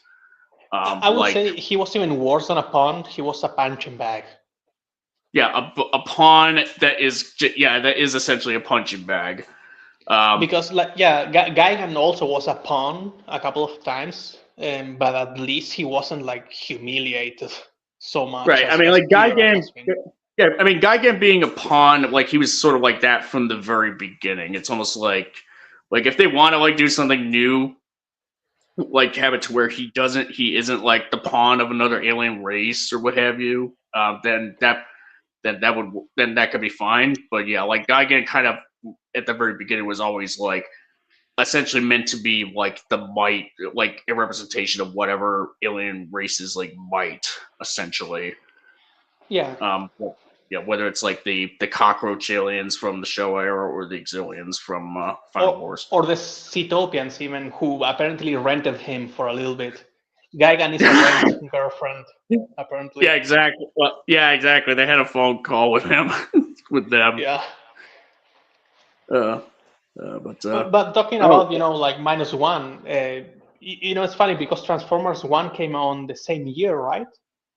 well, Transformers 1 came out months after -1, but they were kind of like less than a year apart. Mm-hmm. Yeah, it's kind of a weird juxtaposition, like how like one of the best Godzilla movies, that's been made in recent years, if not of all time, did like really well, and it was, but to where it even won an Oscar. And then you have Transformers 1, which was one of the best Transformers film, probably the best Transformers movie It's ever the made. Best. Straight up, yeah. There's no movie it's better than that one. Yeah, it's like probably it's the best. Like I probably would argue Bumblebee is second best, but yeah, Transformers 1, it's like it's number one. I would even say that Dark of the Moon, for being so different, but also so good at what it's trying to do, would be on second, to be fair. But that's also like you have to take into consideration that you're building off the first and second movie, right? So it's not that it's necessarily fair to compare it to Bumblebee, but I still would say that it's like better. I think it was one of the. I don't like using this word because it's a little bit pedantic and like, oh, I'm an English, I'm drinking tea, but it's one of the like quintessential action sci-fi movies of the 2010s. Like they did the beam in the sky thing, right? They did the invasion that then literally Avengers just went and ripped off, even if it wasn't intentional, because both movies were probably in production. Yeah, they were probably in production at the same time. Yeah. Yeah, but it's also like you saw it in Transformers first, and I would say that they nailed the dark aesthetic or the dark environment, because it was like really the low point of the movie. People were dying. We'll see them being like evaporated by the guns, all of that. So yeah, they really nailed that. Yeah, they're like like Chicago. Yeah, Decepticons are basically just raping Chicago in the ass, and the Autobots are nowhere to be seen because they're thought to have been dead at that point. Yeah, and then when they come back, you're like, hell yeah, because you were really down there in the dirt for a long time, or it felt like a long time because it was well done, and also it was the best action we ever had in any Transformers movie. Even if I would say that the action in Transformers 1 is more specific to Transformers because they're literally transforming while fighting, still, I will say that the best action and best choreography is in Dark of the Moon period. Yeah, like Dark of the and let me just say, like, I'm kind of like, I pretty much would even go as far as to say, like, Optimus Prime killing Megatron and Sentinel at the end, the way he does, he was justified. Sentinel and Megatron, Sentinel, like, even Sentinel, like, despite the fact that Sentinel was already defeated, essentially, people would want Optimus to like fucking execute him no matter what, because he was like responsible. He was essentially like the spearhead, as far as everyone knew, of Chicago, of the people of Chicago getting genocided, and eventually the whole planet getting genocided when they bring Cybertron over it. Like, it's not like And there's not only just that, no. if you think about it, because of what Sentinel did, they also lost Cybertron. Yeah, Because if he had never betrayed them and done that stupid shit, and evil shit too, by the way, which yes, again it really justifies Optimus doing that.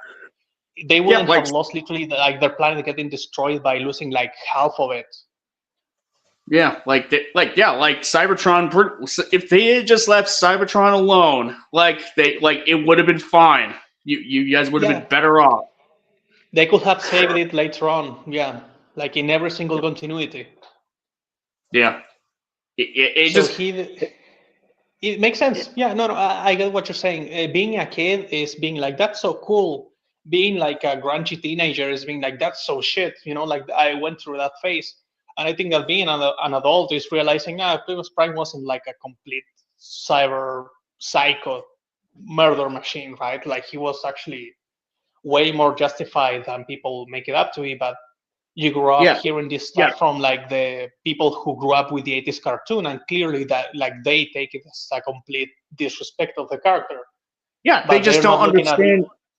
They don't exactly. understand that. Yeah, They don't understand that the Decepticons in the Bayverse, they are not the same as the G1 Decepticons. Like these Decepticons, like they have Bayverse Decepticons have, maybe because the fact that G1, like because it was a show, a Saturday morning cartoon for kids, like they couldn't just actively show Decepticons like murdering whole scores of humans.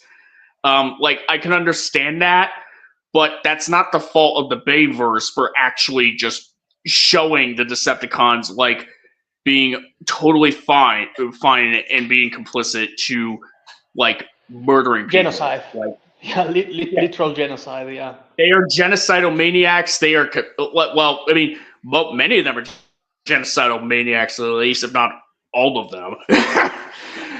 Let's just say that, like they are cold, and they're cold blooded. Like movie one, it's very clear, and so you can completely yeah. understand Optimus needing to put these motherfuckers down, if he has to. Like I will also say that that's part of the fault of the movie, to a point where they don't even feel like they're the same species, you know, because like I never saw an Autobot with 4 eyes, right? But the Decepticons, they have like 4, 1, 6, they run on all fours like a fucking cat, right? So it's also part of the problem that this franchise had, but that's like Michael Bay not understanding anything that he's adapting. But even then, I cannot blame Optimus. Like, if anything, that just makes it easier to justify what he did. Yeah, it has nothing to do with like the fact it was like, oh, so if a Decepticon, so unless a Decepticon looks kind of like an Autobot but with just red eyes as opposed to blue, like that, it's okay for Optimus Prime to just kill like Decepticons who have like one eye or however many eyes. It's like, no, not that. It really just comes down to like, what are these guys what are the Decepticons doing that would justify the Autobots like, tearing them apart? Yeah, and if anything, it makes sense that since they're so violent, that they would attract, like their ideology would attract the most savage. You know, because maybe they're not even fully Cybertronians in the same way. Maybe they are a different species, some of the drones that we see in 3, right? Because, like, for example, the Dreads, I think that the Dreads look completely different from every other Cybertronian that we've seen in movies so far. Right. So, maybe they are some type of subspecies, right, that we don't know of. But if anything, these violent things that are like literally capable of like clawing someone to death are on the side of the Decepticons. Again, as you said, it does justify Optimus even more. Yeah, like, I mean, you pretty much have, like, even just right from the very beginning of movie 1, Blackout didn't have to, mow down and obliterate, like, all these soldiers that don't even know what he is or what he's weak against at that point. Like, he could have just, like, walked past them and just get that data that he was trying to get a hold of. And just move on without a care. But no, he actively he destroys the entire base, kills, annihilating everything and everyone that's on it. I mean, he could have maybe used Scorponok, but we don't really know if Scorponok had like downloading capabilities, to like No, extract information, or he could probably. have just taken Frenzy. To be fair, as you said, like Well, there are ways to do Frenzy. it. Frenzy doesn't. Well, Blackout didn't have Frenzy with him. No, I understand. All I'm saying is that since he's an helicopter, a helicopter, he could have like just picked up Frenzy, and I think that Frenzy is more useful with someone that can fly than with a cop car. To be fair, because like he's really good at what he does. Like right, he goes and steals information from any place. He's like But the ninja of the team in a way. So I think that it will be more useful if he had like been with Blackout instead of Scorponok. That's all I'm saying. So if hmm. I was a Decepticon, I wouldn't have strategized the guy who can fly really fast to be with the Scorpion. That's really dumb, right? I would have put him with the ninja so he can take him everywhere. Well, here's the That's all I'm thing. saying. Well. The point I was trying to say is like Blackout and Scorponok didn't have if they were just there for the data, they didn't have to just obliterate the humans. That even when they're trying to attack them and shoot at them, their bullets don't do shit, aren't doing anything to them. Then I would say that they actually have to because of the fact that they cannot leave any witnesses if they want to be sneaky about it. Right. Because the thing is, Blackout is way too big to actually go in, and Scorponok is also too big. That's why I'm saying the best Right. strategy was from the beginning just having Frenzy with Blackout. Yeah.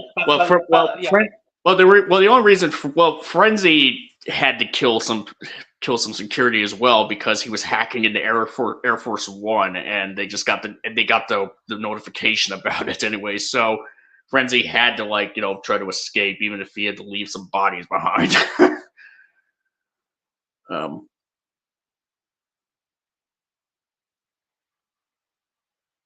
You there?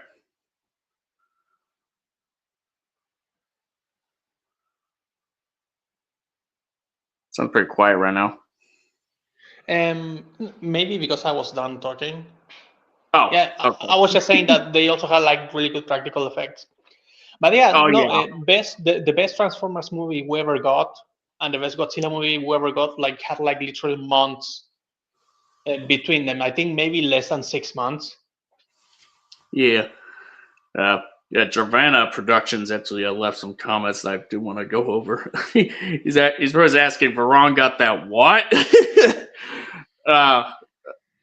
She got that mean bush. That's what I'm saying. If you're still here, that's what I mean. Oh, sorry about the Silent Hill thing, dude. I never had any hope for it. Oh, I yeah. just found out that it came out today. Actually, today I found out that it came out, and I'm not planning on even wasting my time with the reviews. I know it's going to be bad. I'm hearing it's. I mean, I haven't really heard a whole heck of a lot other than that it's apparently another disappointment in the video game sphere, movie sphere. Which is funny because, I actually did watch the other Silent Hill movies fairly recently, the two that came before this. The 2006 film, wasn't 2006 film wasn't too bad. I mean, I kind of say this as someone who's captures never. the atmosphere really well, actually. The 2006 one, it nails it. Yeah. I mean, I definitely wouldn't call it flawless. And I kind of say this as somebody who's never really played the games, but kind of am aware of some elements here and there. But yeah, the first movie was actually, was pretty neat, pretty decent. But hi, kitty cat. Yeah, he's just knocking on the door. Sorry. But Silent Hill he thinks that Silent Hills 2 it sucks. That's why he had to come here, knock the door, just yell at you, and then leave again. Yeah, so Silent Hill 06 wasn't too bad, but the sequel, Silent Hill Revelation, oh, that movie sucked. That movie was really terrible. You know what's funny about Silent Hill lately? I want to buy Silent Hill 2 to play, right? Like the remake, because I know that that's the good game. That's the best Silent Hill. And so, I think yesterday I got an email notification from Steam saying it's on sale, and I check on it, and the price normally is like $70, right? Like $69.99. Yeah. And today I check on it, and the price is $69.99, but it has a discount. So I'm like, wait, what? They raised the price to $100 to put a discount on it. That's actually like the previous price. Wait a minute, hold on. Like, so the Silent Hill 2 remake was originally $69.99, but then they Yeah. had it discounted to $69.99 from one. That makes no. Wait, hold on. I Was know it like a deluxe it's a scam. edition or something, or is it just? I mean, they should only be notifying me of the version that I saved up, right, to notify me if there's any sales. And let me see where it is. Let me see if I can find it. Yeah, it's right here. Steam. One game that you want is on sale, and the price is discounted by 40%, and it's 109.99. So basically 110 fucking euros, which is ridiculous. And with a 40% discount, it ends up at 65.99, which is Damn like it. That is €3 lower than it was before. That is ridiculous. They're so dumb, dude. Like the people who make the Silent Hill games, like Dude. I don't understand. Resident Evil is so cheap, right? Like I could buy literally like 3 Resident Evil games. Oh, you cut out. Oh, he cut out. Testing. Yeah, he cut. Yeah. I can hear you. Okay. So what I was saying is that I could basically buy like 3.5 Resident Evil games, and the good ones, right? Like the newer ones, and barely spend any more money than I will spend on like one Silent Hill 2, right? Like on the remake. Yeah, like you could just, or you could just buy like 3.5 like copies of the Dead Space remake. Which I could have bought Cyberpunk 3 times, literally. Yeah. Okay, I Okay, looked. what other comments? He says, "Okay, I looked, and the most expensive version is $80, which is the deluxe edition. Why is it 100?" I'm not sure. Let me see if there's anything that I'm missing. But basically, I could like send you a screenshot. Sea monsters, just so you see like this insanity. Yeah, and like DMs. Yeah. I don't know why. Maybe it's like a EU thing. Maybe we get different prices because it's like in euros. But Maybe, for you, yeah. if it's like 110 for me, for you it should be like 100 and something on Steam again. Yeah, if it was like $110, I would just be like, "Fuck that! I'm just gonna save that for the Haya's King Ghidorah Exactly. 2.0." Yeah. That's exactly what I was thinking. Or the new Shimo, which is really cool, and I didn't buy the first one, and the new has LEDs on it, and she's like $110. But yeah, going back to the Transformers thing. Transformers and Godzilla comparisons. Yeah, it's kind of like you get like the best Transformers movie ever made, and it just underperformed because of like the past few either just being like good but not good enough to like justify to like convince people to like go in droves for it, or were just pretty bad. Yeah, and also like the sabotage in the marketing, because that first trailer was really bad for a lot of people. That first trailer for Transformers 1 gave very strong Borderlands movie vibes. Like trying to emulate Guardians of the Galaxy with their music, having like all of this space, colorful visuals, having the dialogue that's very jokey. It really felt like that. And then you get Borderlands, and that one also flops even worse, which good because it sucks. Well, yeah, I mean, Borderlands definitely flopped worse than Transformers 1 because like if Transformers 1 was at least like is beloved. Like it had like it'll be remembered as like that movie, that really good movie that pretty much didn't deserve to flop, whereas Borderlands was garbage that just came and went.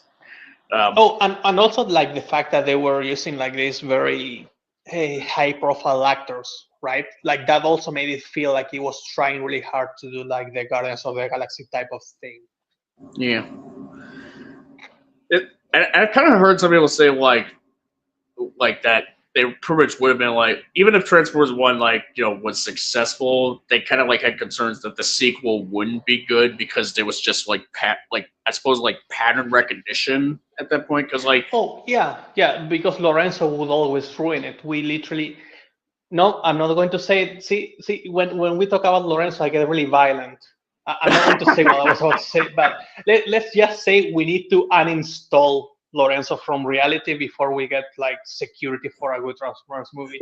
Same Yeah, as it's the guy like- who produced the Venom movies, right? Because the guy who produced the Venom movies, I think it was the same guy who fucked up Spider-Man 3. I think it was the same producer who, after fucking that up, he still wanted his Venom movie. He wanted his Venom movie, right? And he then made 3 shitty ass Venom movies.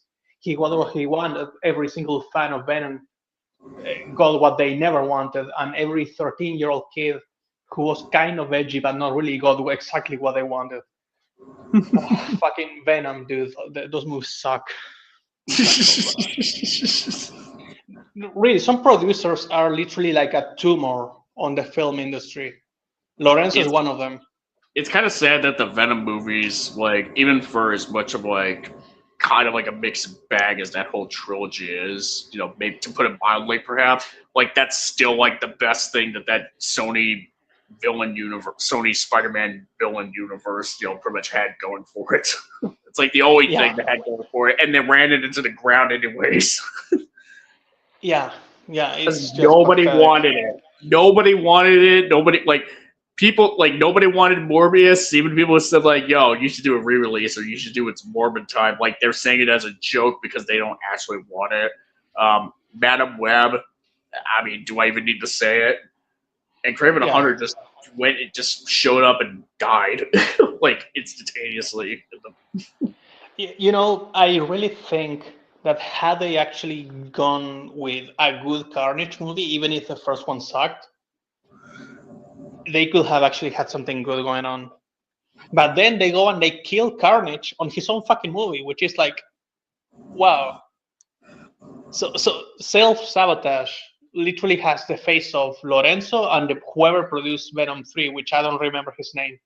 I think Lorenzo de Bonaventura was a producer for Madam Web.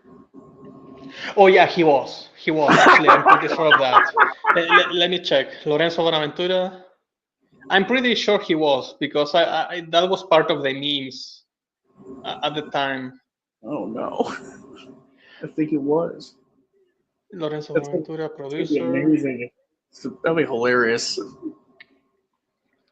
Yeah, no, I'm pretty sure I saw his name. Let me see what he has done. Movies. G.I. Joe 1 and 2, Snake Eyes. Okay, so G.I. Joe 4? Wait, they made 4? Wait, wait, hold on. Are you saying like, wait, that can't be right. G.I. Joe. Yeah, G.I. Joe 1, the origin of whatever. G.I. Joe 2, Revenge or something like that. Okay, okay. The first G.I. Joe movie was Rise of Cobra. Then it was followed up by a sequel called G.I. Joe Retaliation. Then you had the Snake Eyes movie, which was kind of like, which was sort of like which was sort of like a reboot, tried to be a reboot, but nobody gave a shit because the movie was ass. I don't think that if there is supposed to be a G.I. Joe 4, like either it's a mistake or it's something that they're planning on making, because it sure shit ain't coming out. Like I have not heard anything about another G.I. Joe movie coming up. It's only just like whispers about like, oh, hey, a new G.I. Joe movie or a G.I. Joe Transformers movie, like just the same whispers like over and over again that haven't really changed for like years, but they haven't gone anywhere.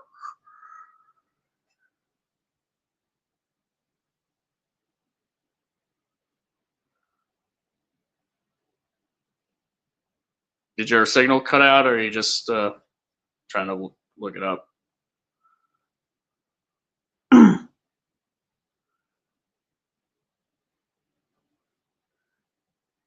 Yeah.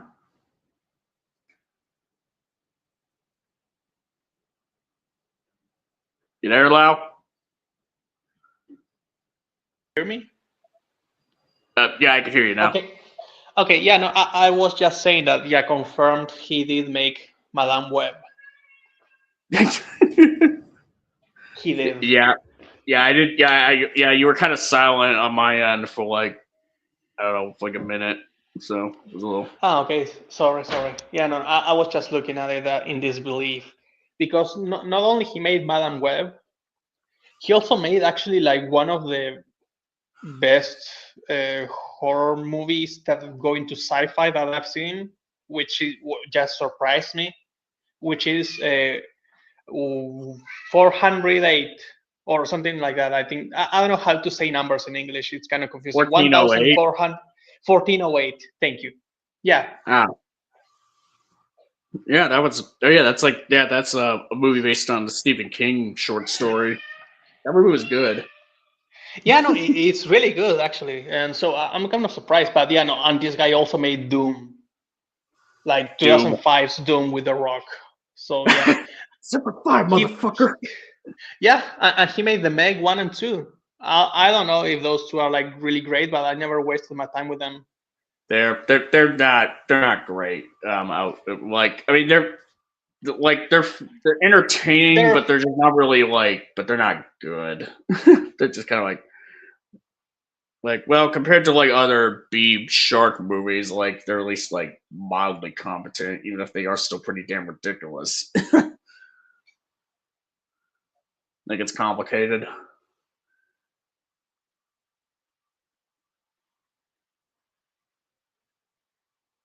$109.99 marked down to them is 40%. very fucking strong. Yeah. $65.99. Wow. Yeah, I was just looking at the DMs there.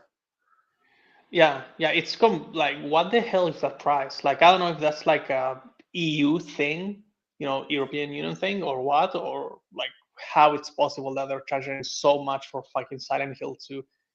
Yeah, that's ridiculous. It doesn't even look like there's even a deluxe edition. It looks like just the standard version. Yeah, Like I never saw that. You just I searched Silent Hill 2. The first option that I got was like the remake.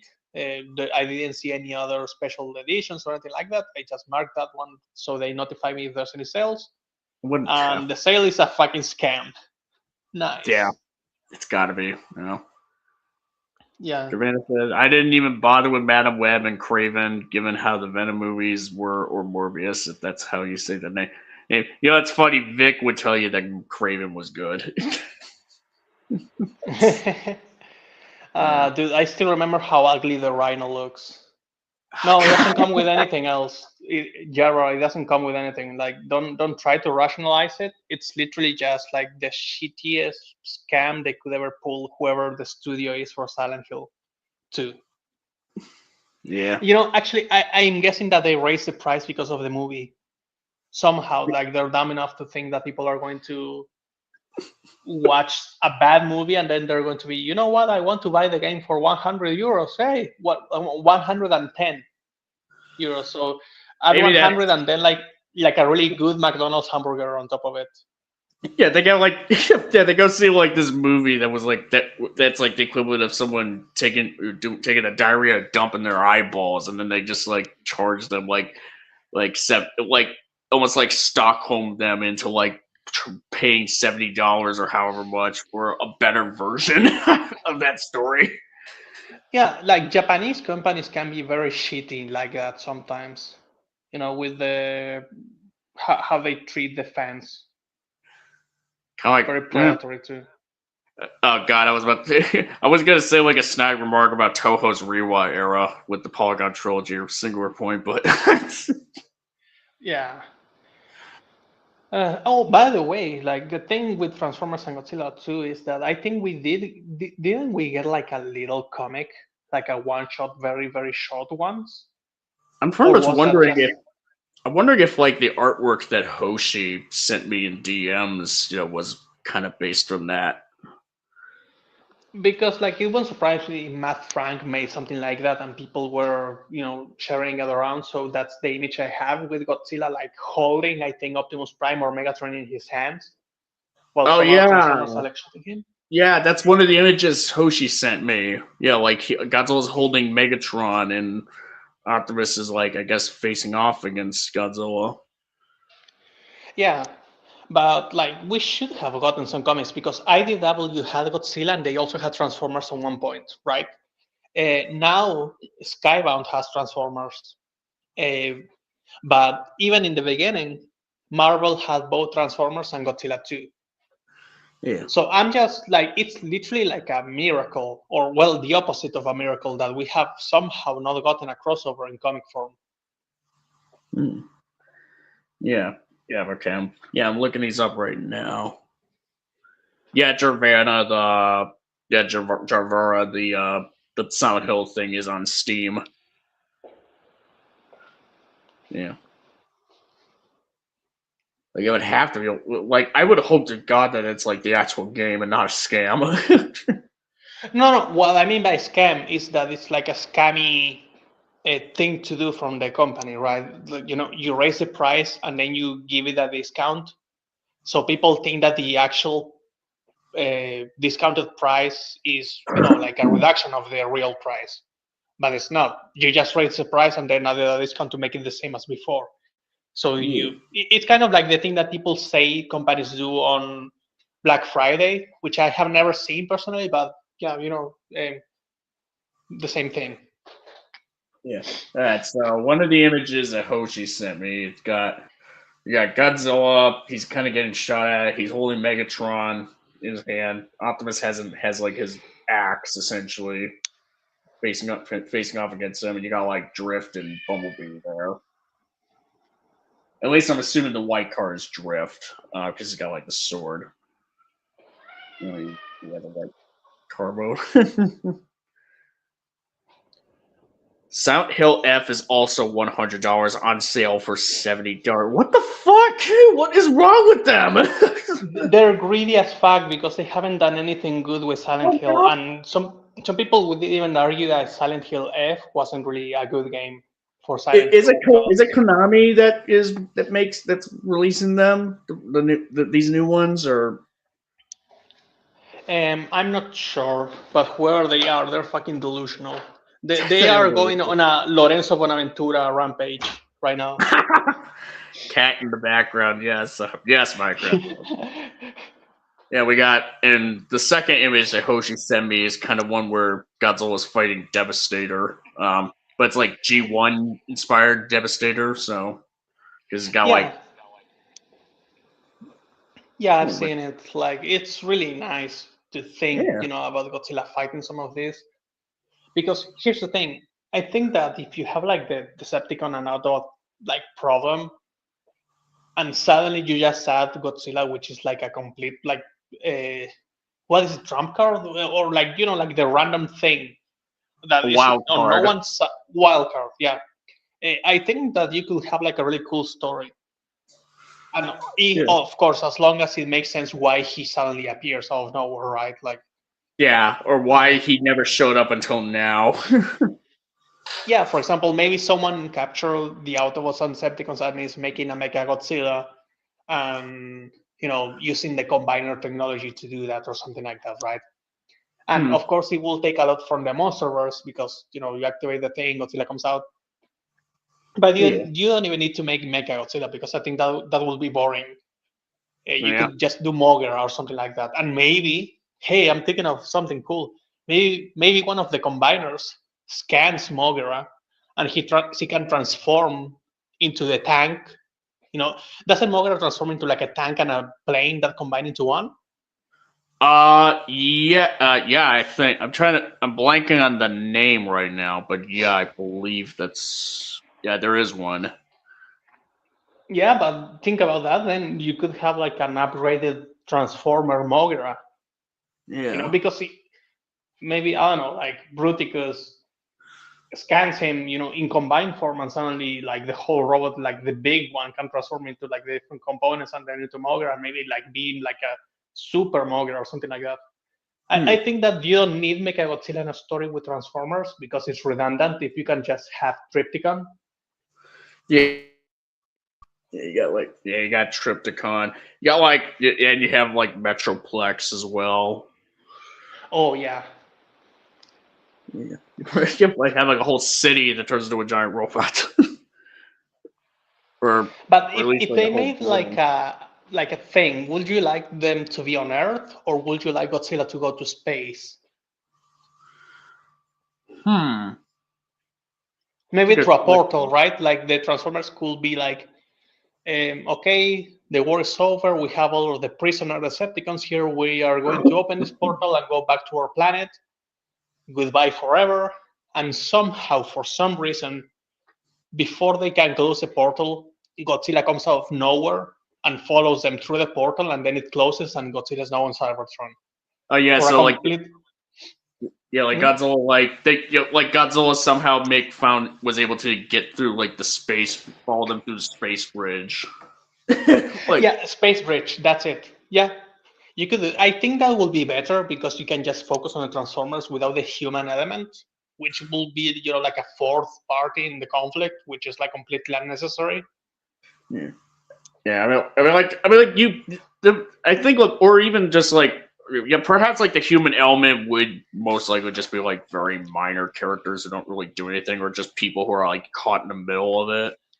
It's not even like necessary. Yeah, but if you can just avoid to have them on the panels wasting space, I think it's better.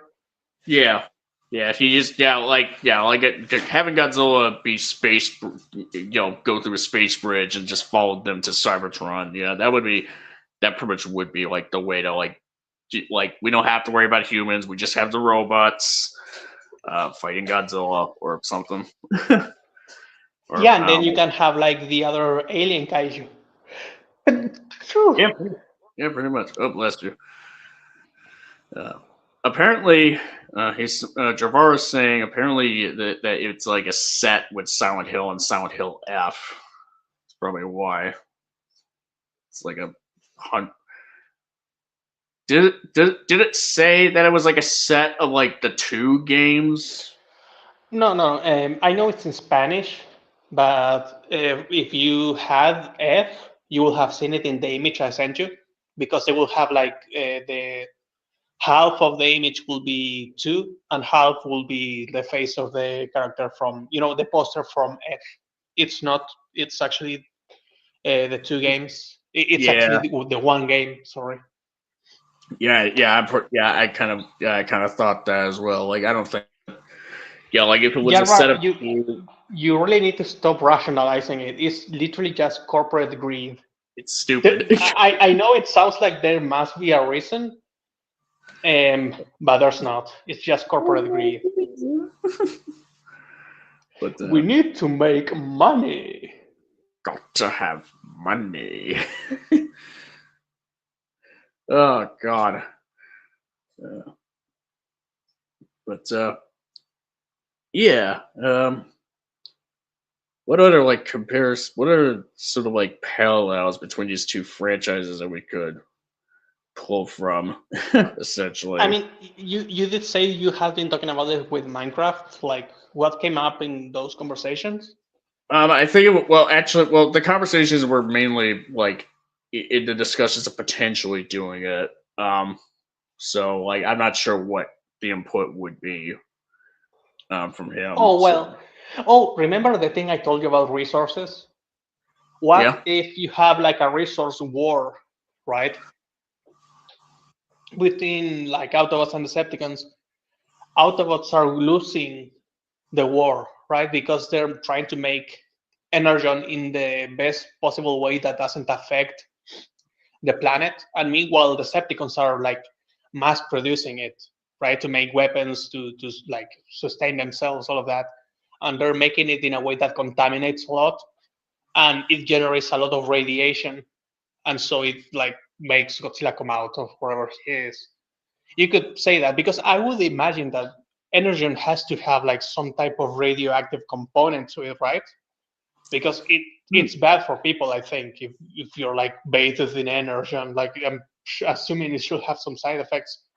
it might as well be radioactive. Yeah, yeah, I think it would. Yeah, I like it. Like it definitely. One of the components about energon is like if you shoot at it, it explodes like crazy. So Yeah, there's got I imagine there would be some kind of a hazardous element beyond that. Like I mean, granted, it's a fictional substance in like you could just have like energon do that or just do whatever ultimately. yeah, you could retcon it. In this continuity, it's radioactive. Like it's not Yeah. always like that, but in this one, oh, by the way, like if you had like a crossover, like I feel like it should be a comic, because I don't think a movie will be long enough to, develop this thing properly. Right. But also, there's some people who just want, I don't want any explanations. I just want them to fight. Like Godzilla comes out of the earth, fuck it, and the Transformers are already here battling, fuck it, right? But Yeah, it would basically I think that, yeah, just kind of like have it be almost like an episode of the G1 cartoon where just like fuck it, we don't need to explain why this is there suddenly. Let's just jump into it. yeah, or even like a deathmatch battle or death battle, something like that, right? Where it's Yeah. just action. Yeah, Like to be fair, I think that Transformers has so much potential for storytelling that I'm bored of that. Because the Michael Bay movies do that. They just bring them, they give them a little bit of background, and now they have to kill each other because of MacGuffins. And then every single movie, they just have to kill each other because of MacGuffins, and you just get non-stop action, right? So I'm tired of that. yeah. I mean, like, it's like kind of like the same variation, like 5, or in the case of Rise of the Beast, like 6 times over, essentially. Yeah, It's like, and even Transformers Prime became that for a little bit. yeah, it's There's a just lot of Transformers stories that just went back to that because apparently for some time people were like kidnapped mentally by the idea that you cannot make it without a MacGuffin. yeah, like you have like some instant. Yeah, it's just a matter of like how each of these iterations of that story type of storyline is executed.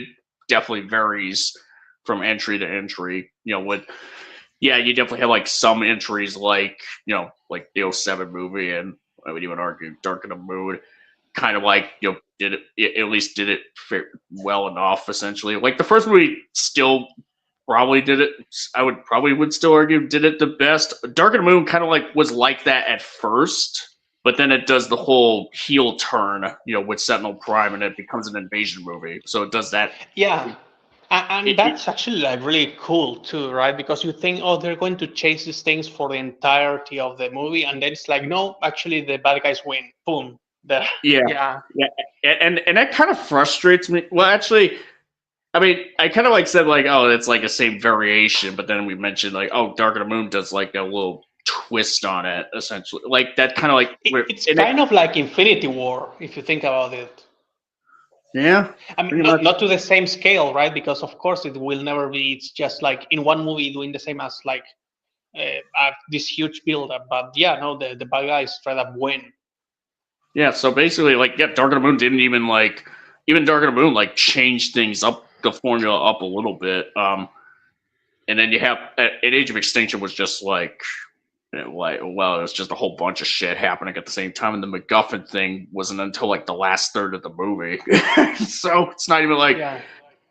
So I mean, like, there's in a way like some very like there's kind of like same plot in terms of like MacGuffins, but there's definitely some variations. Slight variations. Yeah. There's To variations some of here them. and there. Some of them more meaningful than others. But yeah, like you have like '07 movie and Dark of the Moon. They kind of do that sort of premise fairly well. And they also have like the whole thing of like, oh, Transformers and humanity. There's like a past that they've had that they're uncovering, like a secret history that's like unraveled. Yeah, that's true. They both do that. Like the MonsterVerse does that all the fucking time, and Transformers from Michael Bay was also doing that all the time. Yeah. Yeah, like you had like the '07 movie, you had like like obviously it was like the first movie, so it's kind of like like it's like it is like secret history, but it's like there isn't really too much beyond that. Then you get to the second movie where it's like, oh, it turns out the pyramids were built on top of this machine that the Yeah, and fallen you have built. the cavemen too. Yeah. Yeah, the And then with the cavemen. third one, you have the moon landing, then you have the dinosaur extension, and then you have on the fifth one, I think the whole planet was They did always already everything. like shut up. They did everything, but they primarily focus on King Arthur and Merlin.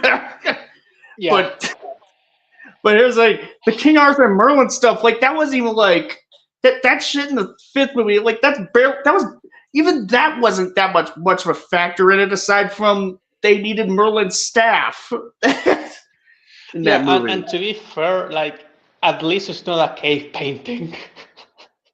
Oh God.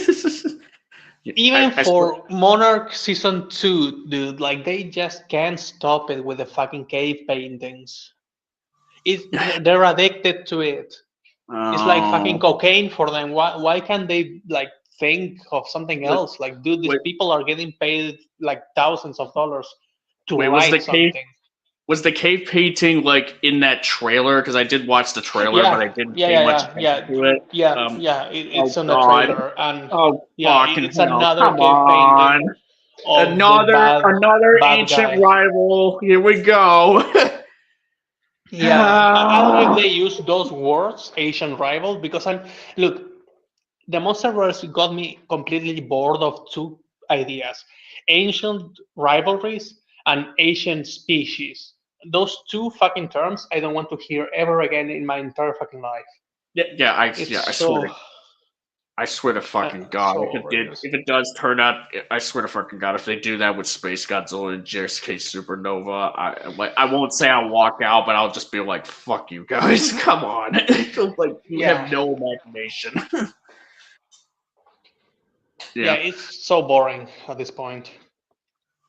Okay, I looked on the Steam page and it is a 2-pack, but still stupid. Steam or Konami needs to make that more clear. Okay, if it is a 2-pack and it was just Steam or Konami like fucking up and making that apparent, then okay. Yeah, yeah. In the email I sent to C, he can see that there's no mention of F literally anywhere at all. Wow. I think that the letter F is not even in the email. To be fair. Well, they have to be highlighting Silent Hill 2 because the new one is inspired by Silent Hill 2. It is just kind I of. mean, yeah, but normally when like a DLC is available, they also tell you this plus the DLC pack. So yeah, Yeah, no, it's very bad wording from Steam, if yeah. anything.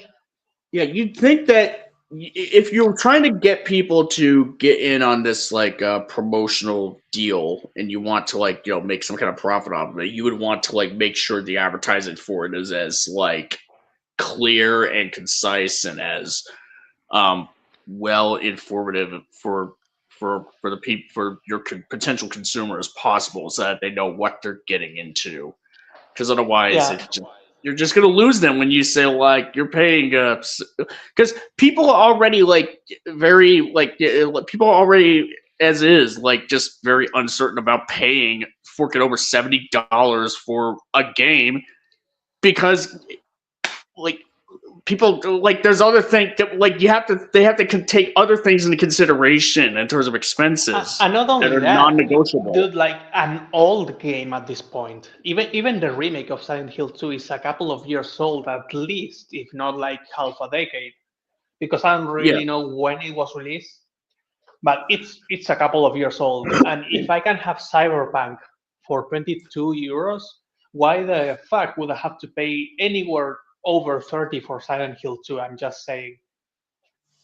Apparently, Silent Hill 2 for PlayStation, the CD is like less than $30 at the moment on Amazon. Apparently, that's what Javar is Yeah. saying. Yeah, exactly. So to me, it makes no sense that they just make it so expensive. So Jarvara, just so you know, there is a chance that even if like maybe you're seeing it with a different price, that they are charging us way higher for only one game here in the EU, because it happens. Sometimes Yeah. we get higher prices than you guys get, and sometimes we get lower prices, and that's even something that happens with Godzilla figures. My Godzilla 2000 from SH Monster Arts, I heard for Americans that you guys have to pay like over 100 for it, over Yeah. like $100. I got it for like 80 euros. Yeah, that actually is closer to the price tag that I would pay for something like that. You know, like Yeah, if I you know, like if I like even if I like if I had to like if Haya never was making a Millennium Godzilla figure or Godzilla 2000 figure, then $80 for the SHMA figure would definitely be good. You know, that would it's definitely. like a steal. It's such a good figure, and because of that price, I got it. I was set on it. I said this is the figure that I'm going to get no matter what, and I don't feel like I need the higher, right? Because the higher is basically the same price, because the distribution is a little bit worse, and you might actually have to pay even higher for it than for what I paid for the SH. Because of the tariffs and all that. Yeah, it's kind No, of no, I don't live in the US. So the thing is distribution, right? Like I can buy it on AliExpress right now. And some, like the prices are crazy on AliExpress. Like the variation is like from less than 80 to like 100. And if you don't have any discounts, it's like worse. Stuff like that. For example, Yeah. Ghidorah, the 2.0 is like 200 and something, literally, for hire Wow. in AliExpress. And then you cannot find it anywhere else. And if you pay for something like BBTS, yeah, that will have like the tariffs, because clearly that's in the US. And that will also be like fucking stupid, because then they send it from China to the US and then to your country instead of sending it from China straight to your country, which will be faster, at least in my case, right? But anyway, yeah. Yeah. Prices are crazy in the EU. They're unpredictable. Yeah. I'm trying to think what would be like the Godzilla Heisei equivalent for Transformers, actually, like just kind of like, because we did Showa compared to G1. Could it be Beast Wars, maybe? I mean, Beast Wars as a whole, right? Like Beast Wars, then Beast Machines, then Transmetal. I'll be Could honest, I'm that not. technically be it? I'll be honest, I'm nowhere near as familiar with Beast Wars as like. Well, what I understand is that Transmetal was like the end of Beast Wars, and that is like really dark. I think Megatron took over Cybertron. It's very ugly looking, like really, really disgusting, like horrible character designs. But yeah, no, it's very dark visually too, for what I've seen. And since Heisei did try to go on this darker route, maybe you could say that that's kind of it. Yeah. And it was also like a renaissance for a completely different generation, right? So you have G1, which is Showa, and then you have what the cool hip kids from '90s will call like their own thing. Will be Beast Wars. Yeah. The difference is that instead of having Optimus Prime, you have Optimus Primal. So it's not really the same, because Godzilla didn't just change, but I guess that Godzilla looks so different, and he's so much bigger in Heisei than Showa, that you could say that that's like a completely different version of Godzilla. So in a way, to be fair, Heisei Goji was technically always supposed to be a different Godzilla from Gojira 54, anyways. Yeah, so it's like then and from the ones in Showa after 54. So yeah, I guess you could say that it's like the Beast Wars. Beast Wars is like the Heisei of Transformers. Yeah. All right. Yeah, that work. Yeah, that could work. Yeah, that sounds. Then Millennium would be, well, basically everything that we got with the movies, right? Because you were getting the movies, you were having animated, you were getting You had the Unicron. Prime. You had the Unicron trilogy. Yeah, you're right. And you know what? The thing is, every single part of the Unicron trilogy is different from the previous one. Kind of like a Michael Bay movie, like there's almost no continuity. Starscream goes from being one of the best Starscreams that was ever made to just being like generic robot from one part to the next. Yeah, generic evil bot. Like Starscream and Armada actually had like an arc. Yeah, So and not only an arc, I think it's one of the best arcs in all of Transformers. As long, I mean, if you ask people, because you have like the bad guy Starscream, suddenly he's like cool and he like likes children, not in the creepy way, and he also like sacrifices himself, which is like the most un-Starscream thing. He was like the Zuko from Avatar before Zuko from Avatar was a thing. right. He had like a really good redemption arc, kind of like Dinobots too in a way. Yeah. Yeah, I mean, Armada was like the only series of that Unicron trilogy that I did like, from what I recall, like watched in full. The other two just kind of came and went. Never really stuck with me. Yeah, and it makes sense, right? Because the continuity isn't there. So even if you liked Armada, like the other two just don't feel connected. And not to mention, like, for what I've seen, like, I watched like a clip from like Transformers Energon, like the first episode, and the animation was just like, I know it was like 2000s, TV animation, but it was like, it's just so damn ugly. Oh yeah, is that the one where you have mostly CGI? No, Cybertron. Well, Cybertron is mostly CGI. Like Energon, it's weird. Energon, it kind of seems like it's a mix, some weird mix of the two. For the looks of it, like it doesn't look like it's not quite fully CG, but it's not fully hand drawn either. I'm not even sure how to describe it. It could be kind of like that Polygon trilogy aesthetic, but from the 2000s. Oh yeah, actually, yeah, but way worse. Yeah, now I remember.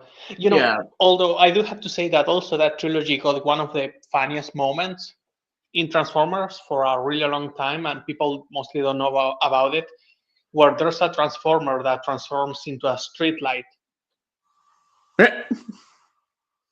Yeah, he's literally, I don't know if you call it street light. We call it semaphoros in my language. Basically, the thing that goes red, green, and yellow. Well, red, traffic yellow, lights. and then green. Yeah, a traffic light. So there's one transformer. He literally just turns into a traffic light, and there's like a call to action from Optimus or something like that. And you go to the middle of the desert in like the saddest fucking abandoned road you have ever seen. And he's like, "It's my moment to shine. I will kill Megatron myself." And then you don't really know what's talking because you think, oh, it's the car that's right here. But then the car moves on and you keep hearing the voice, and then he transforms and you're like, you're a fucking like traffic light. And he's like super hyped up that he's going to like save the world. That's just kind of funny. But yeah. Poor Sap. Yeah, I don't remember the name even, but it's just really funny. Yeah, And that's just weird. then post millennium, like Ray was a whole, I guess you could say, was also experimental for Transformers because they were getting a lot of cheap ass animations for the toy line.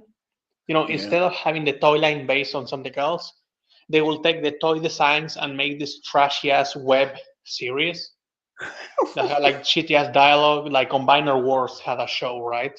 And it wasn't a show on TV, it was a show that they made with, I think, Machinima or Mashima or something like that. It's like a thing on YouTube apparently.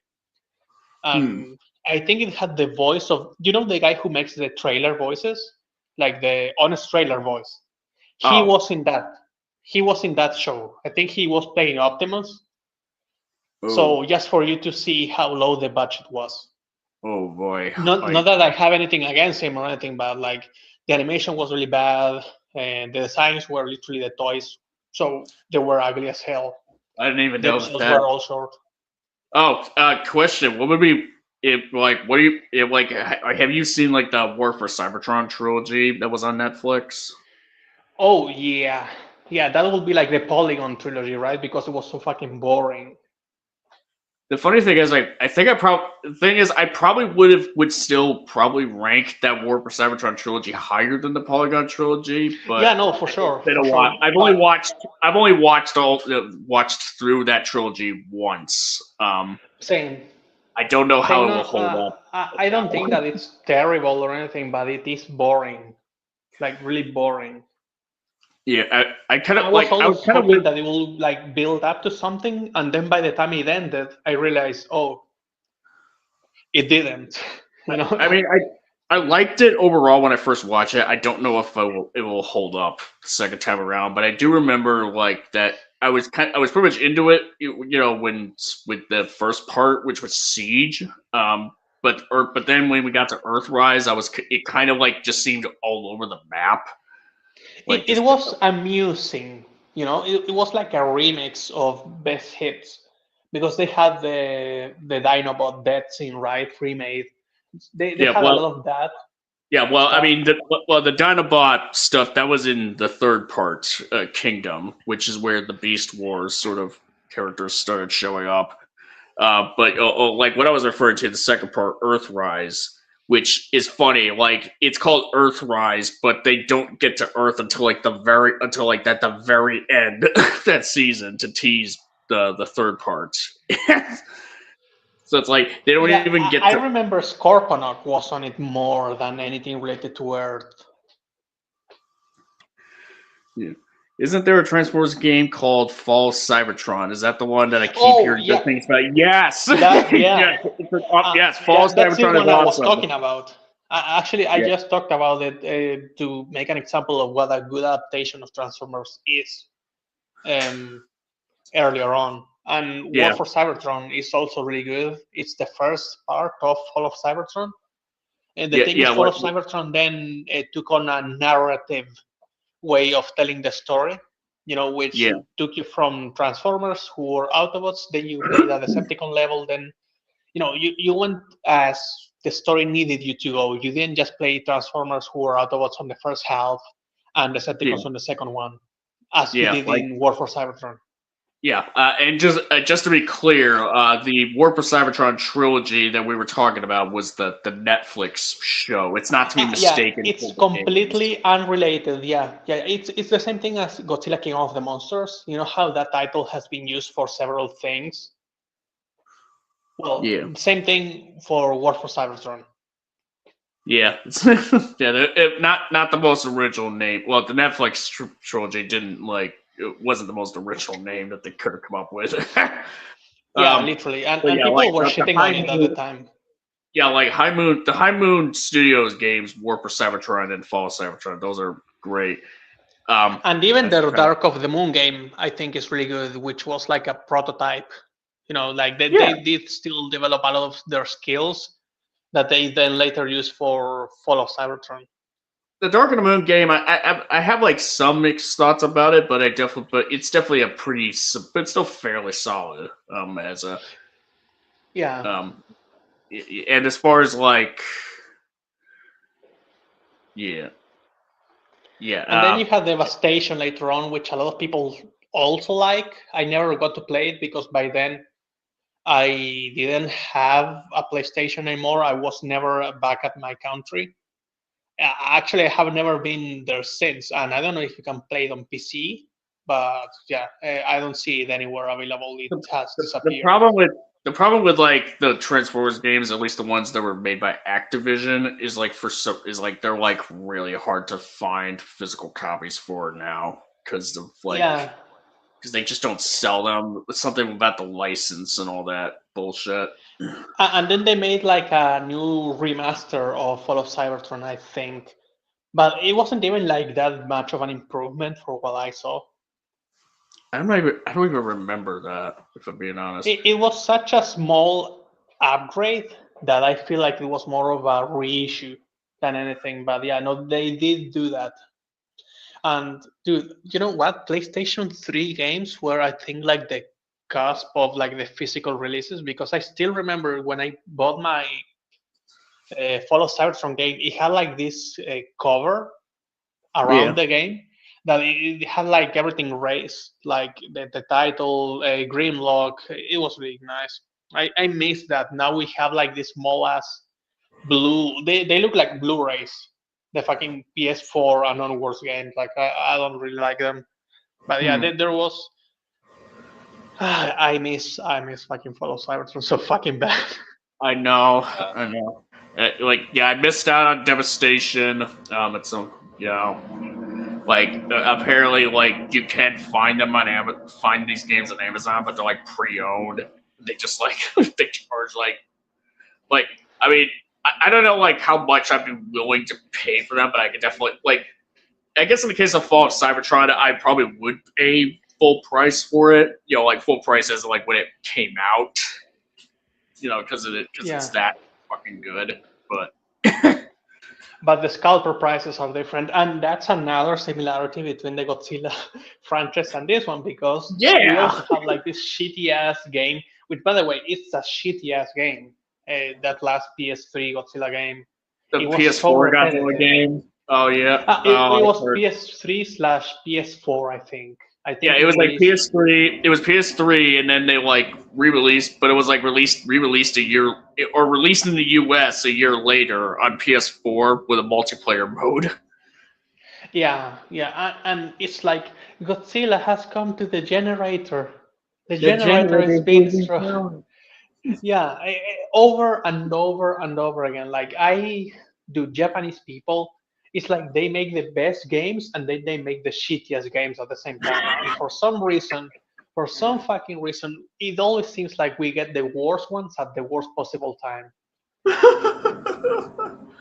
Really think about it. Like Godzilla was on the rise at that time.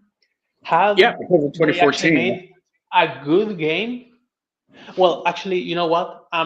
No, never mind, because King of the Monsters took way too fucking long to come by. So, but if they had made like a good Godzilla game, right, and they would have made a second one, at least the second one that would have come up maybe like in 2017, 18, something like that, closer to King of the Monsters, would have like completely boomed. Like it would have been like really fucking awesome, and it would have been really successful. Yeah, you have what like happened later on. Yeah. I mean, yep. It's like I said. That's another similarity between the Godzilla franchise and the Transformer franchise. You got like really badass games from back in the day that are now just like almost impossible to find for a reasonable price and in like good enough condition to be worth getting them off of eBay. Like, 'cause you had like the Pipeworks series and for Godzilla and like War for Cybertron, Fall of Cybertron, as well as like the Transformers Armada game. Yeah, Armada. I played that one and I remember how good it was, and also Devastation. I also heard a lot of good things about it, at least from the fans. Like I don't know if it was like a hit, but critically it was like beloved apparently at the time. Yeah, like the Armada game, from what I remember, like I think I played it a few times back in my youth when I rented it sometimes. But I pretty much remember liking it. I don't think I ever finished it. I kind of know like at some point, like you only. It's a little disappointing about like the roster of like you only play as like the choice between like three Autobots. I think 3 Autobots: Red Alert, Optimus, and then it was the Hotshot. I think Hotshot. Yes. The not Bumblebee one. No. The Bumblebee, but with some red added. Yeah. And there's only like you only get like four Decepticons. Well, you got like Megatron, Starscream, Cyclonus, Tidal Wave, which was like this really huge Decepticon that was like a sort of like a big battleship. Aircraft carrier. Yeah, this huge one. Aircraft carrier. Recently, they made like a toy for it, and it was so big that it bombed because they couldn't sell enough because it was so expensive for how big he was. I wouldn't be surprised. I'm not surprised. And then like the final boss of the game wasn't even like you defeat Megatron, but the final boss was Unicron. And you kind of like had to stop him from eating Cybertron. So it's kind of like a pretty metal. And also one like another similarity between the two is that they both have gotten games in all this fucking time, but their games fucking suck because they're all fucking mobile games. Like all mobile games for both Transformers and Godzilla. And the only console game was cancelled for Transformers, which was going to be Reactivate. It was cancelled. Yeah. And it looked cool too.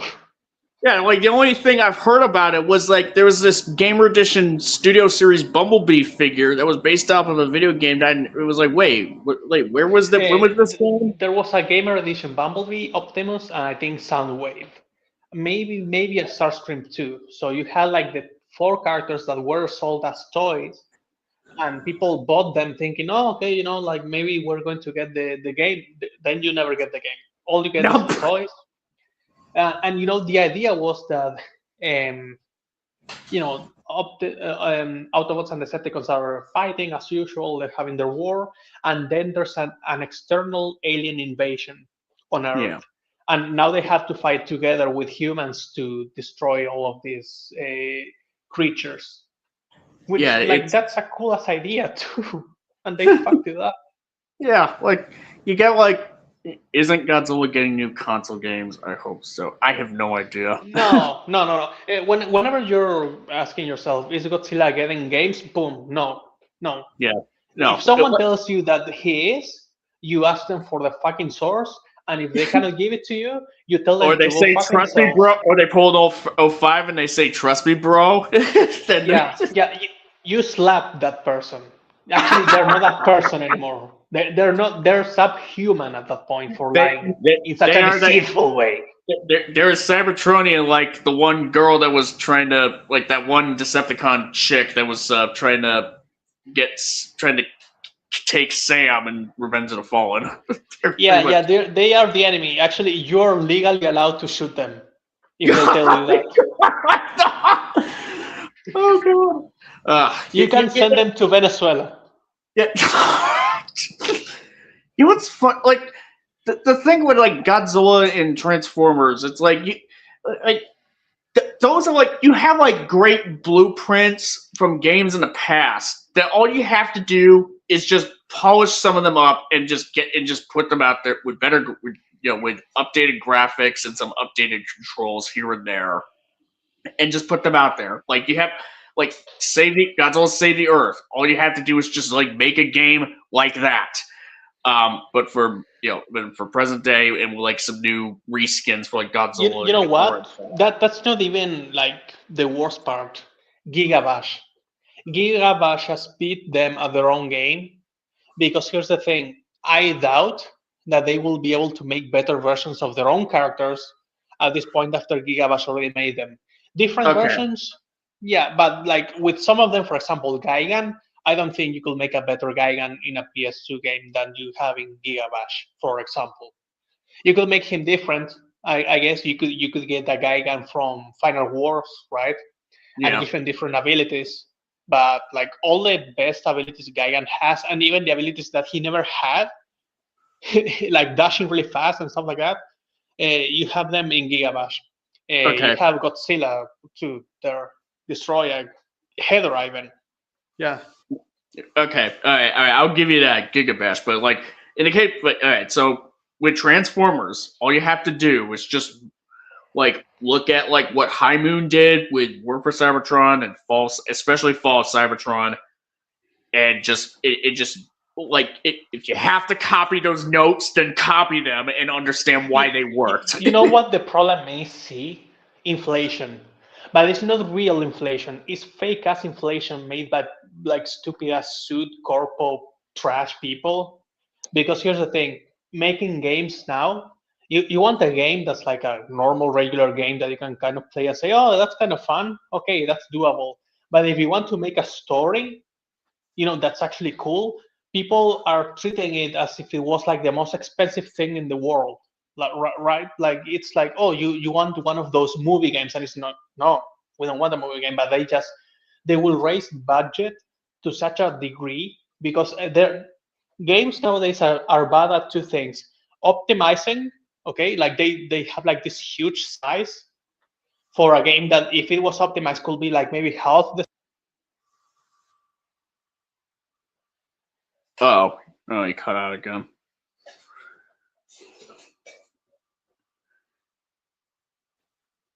Just want to let you know Okay, you cut out. Can you hear me now? Yeah, yep, I can hear you now. Okay, so optimization for how much space a game takes in your computer has like been completely like destroyed. Nowadays, games are taking way more space than they should, and their budget is the same. For some reason, they just cannot optimize things. They cannot make things cheap. They just have to make everything as expensive as possible. So if you want a good Transformers game, you need a good story. And if you want a good story, that's going to be like extremely expensive. So basically, the double A game doesn't exist anymore. You have like four, like quadruple A games now that Yeah. cost basically what a little movie costs you. And then you have like everything below that, which is Yeah. like your generic Call of Duty, maybe, and then like stuff that's like lower quality. Yeah, guess what? Well, guess what? Like those triple A games or even quadruple A games, like what Star Wars Outlaws was kind of memed about for being like those lose money too. They still lose money on them because they just because like they just like spend so much goddamn money on them. And they just they think like, oh, it's like the hottest shit ever, but they just barely put any effort into it, and it just results in a really bad game. Would really like I understand that like something like the Dead Space remake kind of like pretty much underperformed, and that's why the Dead Space franchise is I guess like effectively dead, ironically at that point. But all I can say, but the thing is like you put like if they pretty much hear like actually how well regarded the Dead Space remake is, or apparently that Silent Hill 2 remake is, it's like okay, why don't we just like do something like that, but with something like the War for Cybertron and Fall of Cybertron. Actually, it's interesting you say that because the games that make the most money nowadays are all remakes and remasters. That's like a factual thing. But what you were saying before actually proves my point even further, which is they literally have all the evidence in the world that they need to start reducing costs to make these good games, and they still haven't figured it out. It's like the thing that um, that's going on with movies. Like every single fucking movie was trying to have a budget of $300 million, right? And then they Yeah. will all flop. And now we're getting more movies that are 100 and something and stuff like that, and they're doing great. Yeah. Like, and that took a couple of years, but we're still going to get like more movies that are like 300 something like that from the Marvel side. Yeah, or anything. Well, or anything just from Disney, because even something like Yeah. Predator Badlands, which only cost 100 million. Even that movie didn't really do all that well because people just because like Predator isn't really that kind of franchise that should warrant costing 100 million to Yeah. make. Yeah, and if you're going to make it like that, you need to make it like a really good movie. But now, really good movies, no, you're just making mediocre movies for budgets that are like double what they should be. Yeah, like and they just like are surprised like why they think movies like that solo a Star Wars movie or Indiana Jones 5 that all like cost like 300 million plus like ended up flopping. It's like because you devoted so much money on a movie that was just on movies with bad script with bad storytelling in it that I people don't truly even believe want. that this is like some type of money laundering. Because here's the thing, you don't just go and get someone that can do a good job for like relatively cheap. These people in these like high studios and these producers, they go to their friends, and yeah, they pay their friends as much money to do the thing, right?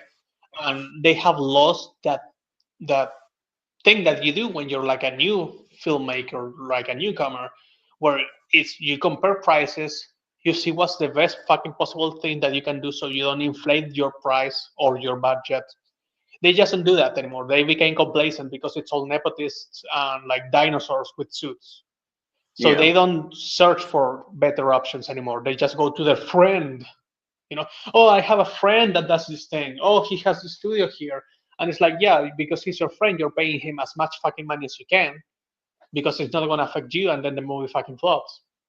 And Yeah. I think that probably that's also going on with video games to a certain extent. It's just that we don't really know the video game industry as much as we know the film industry, right? Because the film industry flops, we all know about them, like they're really big flops. But with games, it's like if it's not even your type of game, you don't even hear about some of these games that flop or that do well. Yeah. Yeah. But you do have Yeah. the proof of indie games being successful. So Yeah. yeah. Yeah, but like, I mean, I pretty much understand that something like Dead Space isn't as recognizable of an IP as something like Silent Hill or like what would be like an even bigger example than that that doesn't even necessarily have to be in the same genre, but has been I think remade. even BioShock had a remake BioShock. for its two games, or it was at least a remaster. So sorry if it was a remaster instead of a remake. Yeah, or even like that Spyro trilogy that came out. What was it, like Reignited? That was like a remake of like the first three games. That I don't know, but also like I guess you could say some of the Resident Evil games. Some Oh of yeah, them, because of course you have the Resident Evil games that are like the huge mainline Resident Evil games. Of course, those are not comparable to Silent Hill. They're just way too successful. But there are some smaller Resident Evil games that are like the tie-ins. They're also getting remade, and those are still doing fine enough. Like I don't see any of those flopping. Yeah, and I guess that's just kind of like the point that I would kind of would like to make about like when I probably suggest like that they should just kind of like do that. Some studio out there should just be should just like they have like we want to do a Transformers video game. We got the rights to the IP. What do we want to do with it? And if the safest bet is to essentially do a remaster or remake of War for Cybertron or something like the game or Fall of Cybertron, like it can even be like a mix of the two. So it'd just be like a bit more of a complete package. Then they should just go for it. Like obviously, like refine some details here and there so they just make a more cohesive experience. But you know what the problem is there's a complete and absolute lack of vision in the video game industry, I feel. And like so some people might complain that movies now just retcon everything constantly, right? Like franchises are being rebooted and then there's like a requel, right? That is like, okay, we're not going to reboot the whole thing, we're just going to reboot this and the first two movies like stay, for example, stuff like that, right? yeah, But actually, I think that while some people might say that that takes value out of the movies that already exist, I think that that just frees creative people or the creators to make something as good as possible without the hindrance of the shit installments of a franchise. And we need that mentality for video games. Like we need it yesterday. That I don't understand how they're not doing that already. We needed it several yesterdays ago. And the thing is, like, what I'm suggesting about the remake of doing a remake of something like the Pipeworks Godzilla trilogy or the High Moon Transformers games, not counting Rise of the Dark Spark, obviously, but just mainly those first two games because they're the more beloved ones. It's not just so much that these games are actually beloved, but also because like it's not, but just because they're good games that just They're need to be so fucking good. Yeah, and Transformers Fall of Cybertron is like Transformers Fall of Cybertron was so good. Like it's so frustrating that a lot of people who are not fans will never actually give it time to understand that, hey, one of the best Transformers games is actually one of like the coolest fucking games ever made in like the sci-fi sphere. Like of course you have Mass Effect and all of that, but like the narration, the fact that you change from one character to another in the last level because like the stakes are so high, you have been like building up the story to this last level and you just do everything, you go like balls to the wall with a fight in space with every single type of character, even a combiner. Like it's dude, like we need a remake.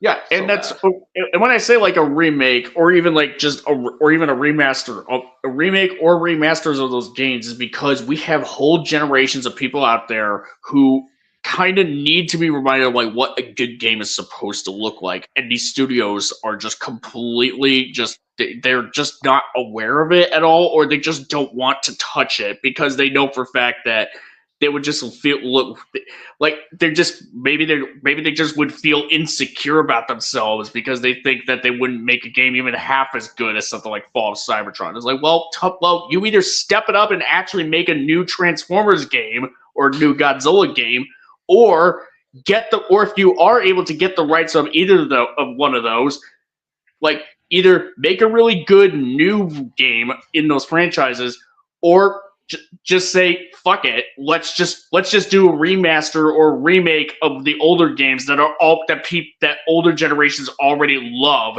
so that newer generations can play them too. Yeah, basically, like, do better or fuck you and your ego and just give us what we want. Because Yeah, here's the thing, exactly. you're saying good games, but I think that Transformers fans, actually, what they need to be reminded of is what a good Transformers story is. Because Fall of Cybertron wasn't just a good game with a fine story, it was like a really good story. Yeah, War for exactly. Cybertron and Fall of Cybertron together were just like amazing. They're like the peak of Transformers if you want to go to the Cybertron war. Yeah, and that's why it sucks that these games those games are just not accessible because of licensing bullshit, or that the Pipeworks trilogy, where Pipeworks Godzilla games are like so hard to come by because I get it, those are like several years ago, but like I mean, still, yeah, those are older, but still, it doesn't mean that the PlayStation 3/4 game had to be so trashy. right? It No, I had mean, no excuse to be like well, that bad. well, Still, like they could have at I'm least not tried. counting. I'm not counting that because I'm not counting that as part of the Pipeworks Godzilla series. Also, we got Oh the no, no, Minecraft. what I'm saying. Oh, hi, Minecraft. Hello. Hi. Hey, I just got out of class, so hey. yeah. Yeah, you heard our mega rant. I actually wasn't watching the video for a while. I was doing a project. So He's a false friend, Sea Monster. Kick him out. listen, I have to prioritize my classwork, okay? No, that's fine. Because I'm What's getting- more important, your classes or your only friends in the whole world?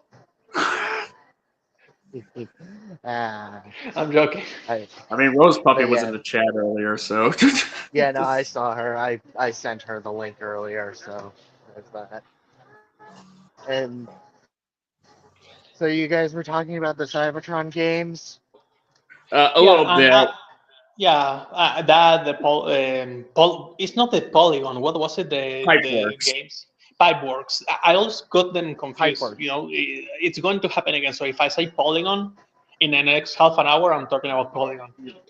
I was going to say also there was a very niche game that got like a really cool remake, and that was Destroy All Humans. By the way, Minecraft, I can hear people on the background. Yeah, that's I am grabbing a snack right now. Sorry about that. Yeah. No, don't worry. It's just like if you can mute yourself before you say something, because in the middle we will hear that. Thank you. Even Destroy All Humans, which is a very niche game with the Invader Sim voice actor playing an alien, but it's not like the main alien. You're playing like another guy who's like very sarcastic and all of this. Cryptosporidium. Yeah. Yeah, they remade the first two games, adding new missions, right? So Yeah. basically, if you want to play the OGs, you just need to get the remakes now, and they're like really good too. Well, the funny Like, thing about that is that the OG versions of the first two games are also available. Like they're on. yeah, Like just open, like either have the older games like readily available, like get the codes for them and just put them out there. People will pay money to play the older games. There are whole generations that like me who grew up on the Destroy Humans games, who played the Fall of Cybertron, who want to play those again. Yeah, it's no, literally free money. I think I played the one. It's not the one where Triptychon is the final boss. I think it was Fall. Fall of Cybertron. I Is mean, it I named War? Fall. War of Cybertron is where Triptychon was the final boss Yeah. of War. Fall of Yeah, so Cybertron. what? He Yeah, so it was turned Fall. into So it was Fall. yeah. You could I always get those two confused, but yeah. Like for me, it's not even just I want to remaster these games. I just want a similar game like these again. Like, I mean, yeah. Devastation was a thing, and from what I could tell, that game was awesome as well. So like, Yeah, come it's on, just that Devastation was more like an arena. You go from one place to another and you just fight a bunch of enemies. yeah. Yeah. It But like, felt, it looked kind of repetitive, to be fair, but I only Yeah. heard good things about it. So I'm assuming that if it was a little bit repetitive, it wasn't long enough that it was an issue, or there Yeah. was enough variation with the Yeah, bosses no, that it I've was talked to worth it. people who have actually played the game. That's kind of their sentiment. Like, yeah, it had the gameplay can be varied, but it's not too long and it's not too hard to get into. And once you do get into it, it is a lot of fun. Yeah.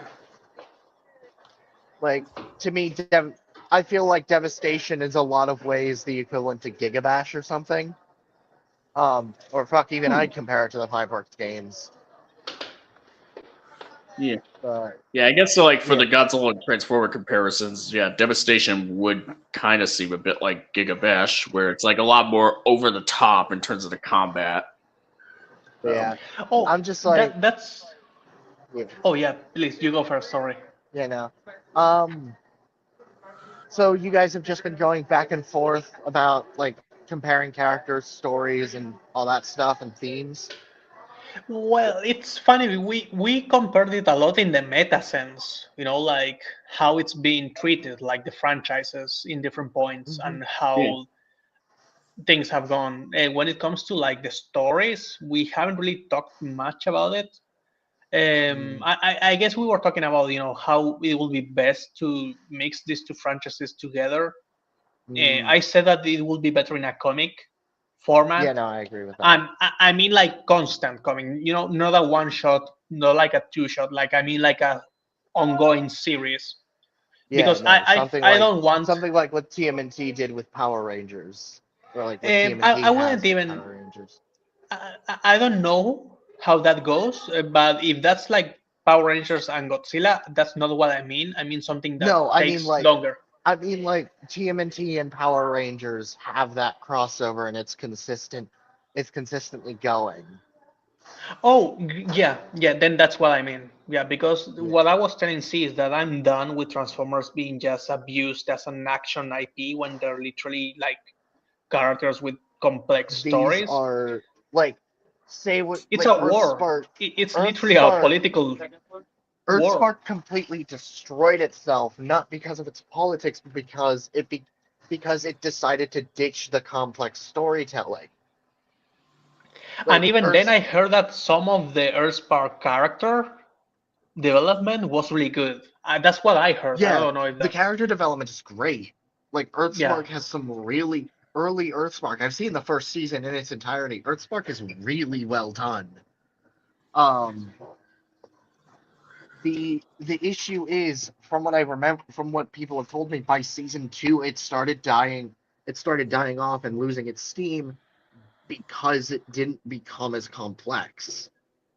Yeah. Because it decided to ditch its complexity. Yeah, you either like make it bigger and better, or you just have to like, finish it sooner. Yeah, Yeah, so it's and kind of like this. It's kind of like the Showa era. It sounds like a bit of like the Showa era of Godzilla, where they had like some complex themes going on at first, but then like later on, they just started phasing that out over time. Yeah, no, it's like it kind of hell to me. Part of why I would say G1 doesn't hold up as well is because it barely has any of that complexity, and when it does, it doesn't Exactly. really utilize it. Whereas Yeah, something like Prime 1 or Animated or fuck even the Unicron trilogy had that complexity and Beast Wars actively built too. upon it. Beast Wars as well. There's a reason Beast Wars is so fondly remembered. Yeah, and then IDW just like created its own Transformers mythology for like over 10 years, I think. and that gave us Autobot Megatron, which I think Autobot Megatron is like one of the best evolutions of the character that you Yeah. can ever Like make. IDW and Skybound are two of just straight up some of the best pieces of comic material outside of Marvel and DC. I don't think I'm the only one to go that far because they decided to try something distinct. They decided to Yeah, build upon their own thing. and Skybound went so traditional, but at the same time, it just brought the gravitas of like Bayverse, for example, to Mhm. G1, and just mixing those two things made Mhm. something completely new. Mhm. Yeah, Kind of like it's the Godzilla same. -1. I I was gonna guess you say, could. Kaisei. Kaisei I does haven't that. read Kaisei yet, and I do think that, dude, another fucking similarity. So, thanks, Minecraft. Skybound is very new, and Kaisei was made like I think a year after Skybound, or maybe less than a Mhm. year. So these two franchises are having like current comics Yeah, that are doing something like completely different, and I also yeah. haven't heard anything bad about But Kaisei, like so I guess that it Skybound, must be but good like too. Kaisei, from what I've read of Skybound, and Kaisei has a lot of newer and inventive ideas, but under a more traditional lens. Like spaceship mecha Godzilla, a boy with the powers of a kaiju fighting Godzilla. Yeah, all of that sounds traditional, but it uses it in a new and distinct way that actively makes it engaging. On top of the artwork for both of them just being absolutely like every single artist and writer for this knows exactly who these characters are and why people love Although them. to be fair, Minecraft, I'm just gonna be honest. I am a little bit skeptical of what you're saying about Kaisei just because of the fact that I don't see anything about Kaisei, and I just feel it's Kaisei as in a play on Heisei or Kaisei. Like, is it confirmed that it's pronounced It's Kaisei? pronounced Kaisei. Thank you. So I feel like the Transformers fan base has exploded with Skybound, right? And I feel Mhm. like whenever I hear about Kaisei, I just hear that it's there, right? I haven't heard about any moments or any Granted, characters like that people have. Granted, like um, Transformers has had more. I would argue. I think no, Godzilla's been in more comics. Um, but like I mean, but the Transformers, I quality believe. of Transformers comics has been way higher. Mhm. So if that's what you meant, like that Yeah. the comic relevance is more important in Transformers, I would say that it is. Because Mhm. IDW was literally like a shining light on the dark days of the Yeah. empire of Michael Bay. Granted, that's not to say Godzilla's IDW reign hasn't been um Oh no, it's been good, but it's like unnoticed. literally No, it like will like unnoticed is what I mean, oh yeah, because Rulers of Earth is consistently called back to at least um Godzilla in Hell Godzilla in Hell is too. referred to. The Marvel comics have their reputation, and I mean by that I Yeah, mean the '70s Marvel comics. yeah, yeah, but it's nowhere near like half as comparable as Hmm. Transformers Hmm. comics are. So maybe that's why. But I'm still surprised because here's the thing: for Mothra, like Omega Gyrius was kind of like a thing that I saw Mothra fans, like talking about. And when it comes to G, it's like I really don't see anyone like sharing like hype for the Hmm. comics, which I Yeah, just think is very suspicious. So either the comics are like fine and they haven't really took off yet, I'd say the comics like are really good. I'd say the comics are really good. The thing is, they're also coming alongside the movies, and um, both of these I mean, franchises have been very heavily ignored. But like, you have Godzilla -1, which is capturing the world by storm, and then the MonsterVerse, which speaks for itself. Say what you will about its quality. oh yeah, you know what? You're right. Maybe Kaisei is good, but people are like it's been opaqued by, for example, It's been Justice League overshadowed. versus It's been yeah, overshadowed by stuff like the MonsterVerse and -1. yeah, and also like MonsterVerse also has like these comics that are like a big thing for people, where literally you have G fighting Superman. So Hmm. yeah, I guess that will overshadow it. Oh, Oh, sorry, my dog wants to leave. So I guess that that would overshadow anything that I hear. But even with Batman, absolute, I think that we have like this the Yeah. renaissance almost of like storytelling with comics for certain franchises that are going in this darker direction. I hope that Godzilla does that. Yeah. I really Uh, hope that Kaisei does that, because then it will join like this new age of absolute Batman, I would Skybound love Transformers. I would love that. But to answer Yeah. Jabara's question real quick, Okay. she's getting a TV show. It's not a movie, but a TV show. It's being written by the author who wrote the books. He already has the script for the first episode. We're just waiting on more news on that. And Nice. since we're still on comics, Nemesis is also getting a second comic adaptation. So Nice. yeah. Second, as in it will tell the whole story with a different No, artist. no, it's another adaptation of the book in comic form. Okay, so basically like a remake, right? Hmm Okay, nice. Okay, now that's really cool, because at Yeah. least you will get, if there was something that the first comic failed to do or whatever, like now this one No, will it's get like the thing is the first comic is out of print, so it's not as easy to find, at least in physical form. I pirated the Okay. first comic, but yeah. Yeah. You can still find it and get screen caps of it, but for physical collectors, it's not going to be as easy. Okay, then it's really cool that you're getting a remake instead of some weird reissue. Like, of course, if the remake is not as good as the original, it's gonna suck. But I don't think that it will be like that. Like, I have Yeah. so much hope in comics lately. Yeah, the artwork, the guy who's doing the artwork for the reboot, his art style is very similar to Hoshi's, which if you ever do read Project Nemesis, I think his art style is absolutely perfect for it. at Actually, least that's the one you atmospherically. showed us, right? Where it Yeah. looks like she's drawn with fire. Okay, yeah, no, that's really cool. Yeah. Like That's this gritty like art styles are Yeah. again, like that's what I saw with Batman, Absolute Batman, and that's what I saw with also Heisei and Skybound. And Skybound and and Heisei, yeah. Skybound changed their art style recently, and it was like a really big hit for me, because it was like, ew, it's not Jeez. bad. It's not bad or anything. It's just that you come from Yeah. this thing that like literally established this new era of Transformers in my head, because this Skybound story is so cool, and then Yeah. you change it and you make it more IDW-ish, and I'm like, mm, mm, okay, like I'll keep watching, Like, okay, right? the art I'll isn't keep reading. bad, but you were doing something well earlier. Yeah, you were doing your own thing, and it felt like it was just yours, right? And now you took something that looks like it's from someone else. hmm That's a Like, thing I don't like about comics. For example, the artist changes at random points. yeah, no, it's like that's why I'm fine with Kaisei having 3 distinct branches so that 3 distinct artists can have their take on this universe while Yeah. still having their own stories.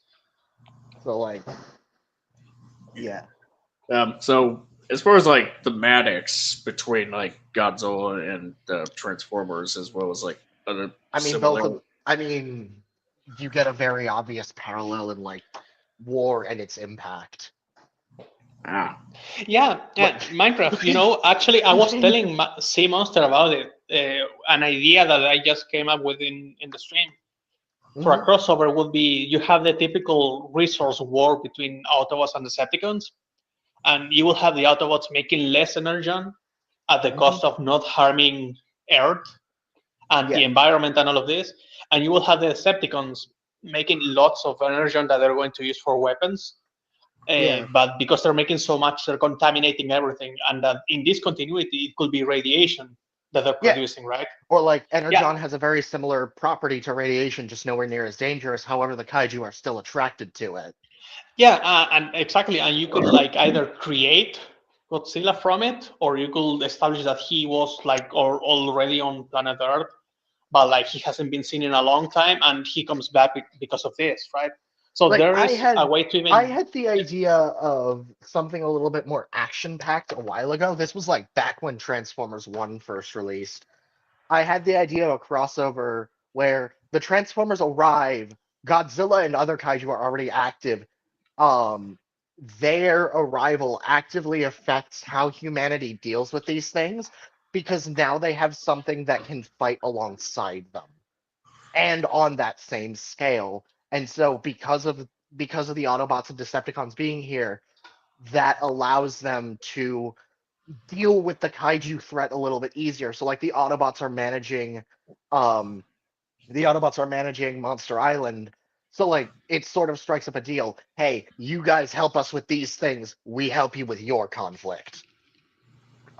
Yeah, yeah, dude, that would be nice. Yeah, and Megatron could also want to destroy Godzilla just out of he like gets in the way of one of his plans, and Mhm. that's it. Like right, like I cannot command the Decepticons with this motherfucker ruining everything, so now I have to kill him. God damn it! And you get like an attack on him. Yeah, that Yeah. could work. Yeah, no, I like, but thematically, I mean, war and its impact on a personal and national level is kind of like one of the most blatant things you can get. Granted, Godzilla has been far more explicit on that topic than Transformers could ever dream of having been. I think the closest you get is IDW, but that's still a very strong thematic parallel that you could drive with both of them. Yeah, you can literally like improve both stories by having like the other interact in a crossover. Mm-hmm. Yeah, you have you could even you easily tell a story about like a transformer that could even be in a similar situation as like Shikishima as an example, Yeah. like Or where he had hell, like PTSD. yeah, or hell, you could draw parallels between Optimus Prime himself and Godzilla, depending on how you handle it. If you want to go for something like Rise of the Beasts Optimus, or even Prime Optimus, characters who were directly affected by and mentally scarred by violence and bloodshed, you could draw that parallel, and that Optimus chooses to be more gentle, chooses to forgive those who cause violence because he understands them, whereas Godzilla doesn't. Godzilla lashes out in pain and fury because he Godzilla never could wanted literally this. actually, in that case, he could just be like a foil to Megatron.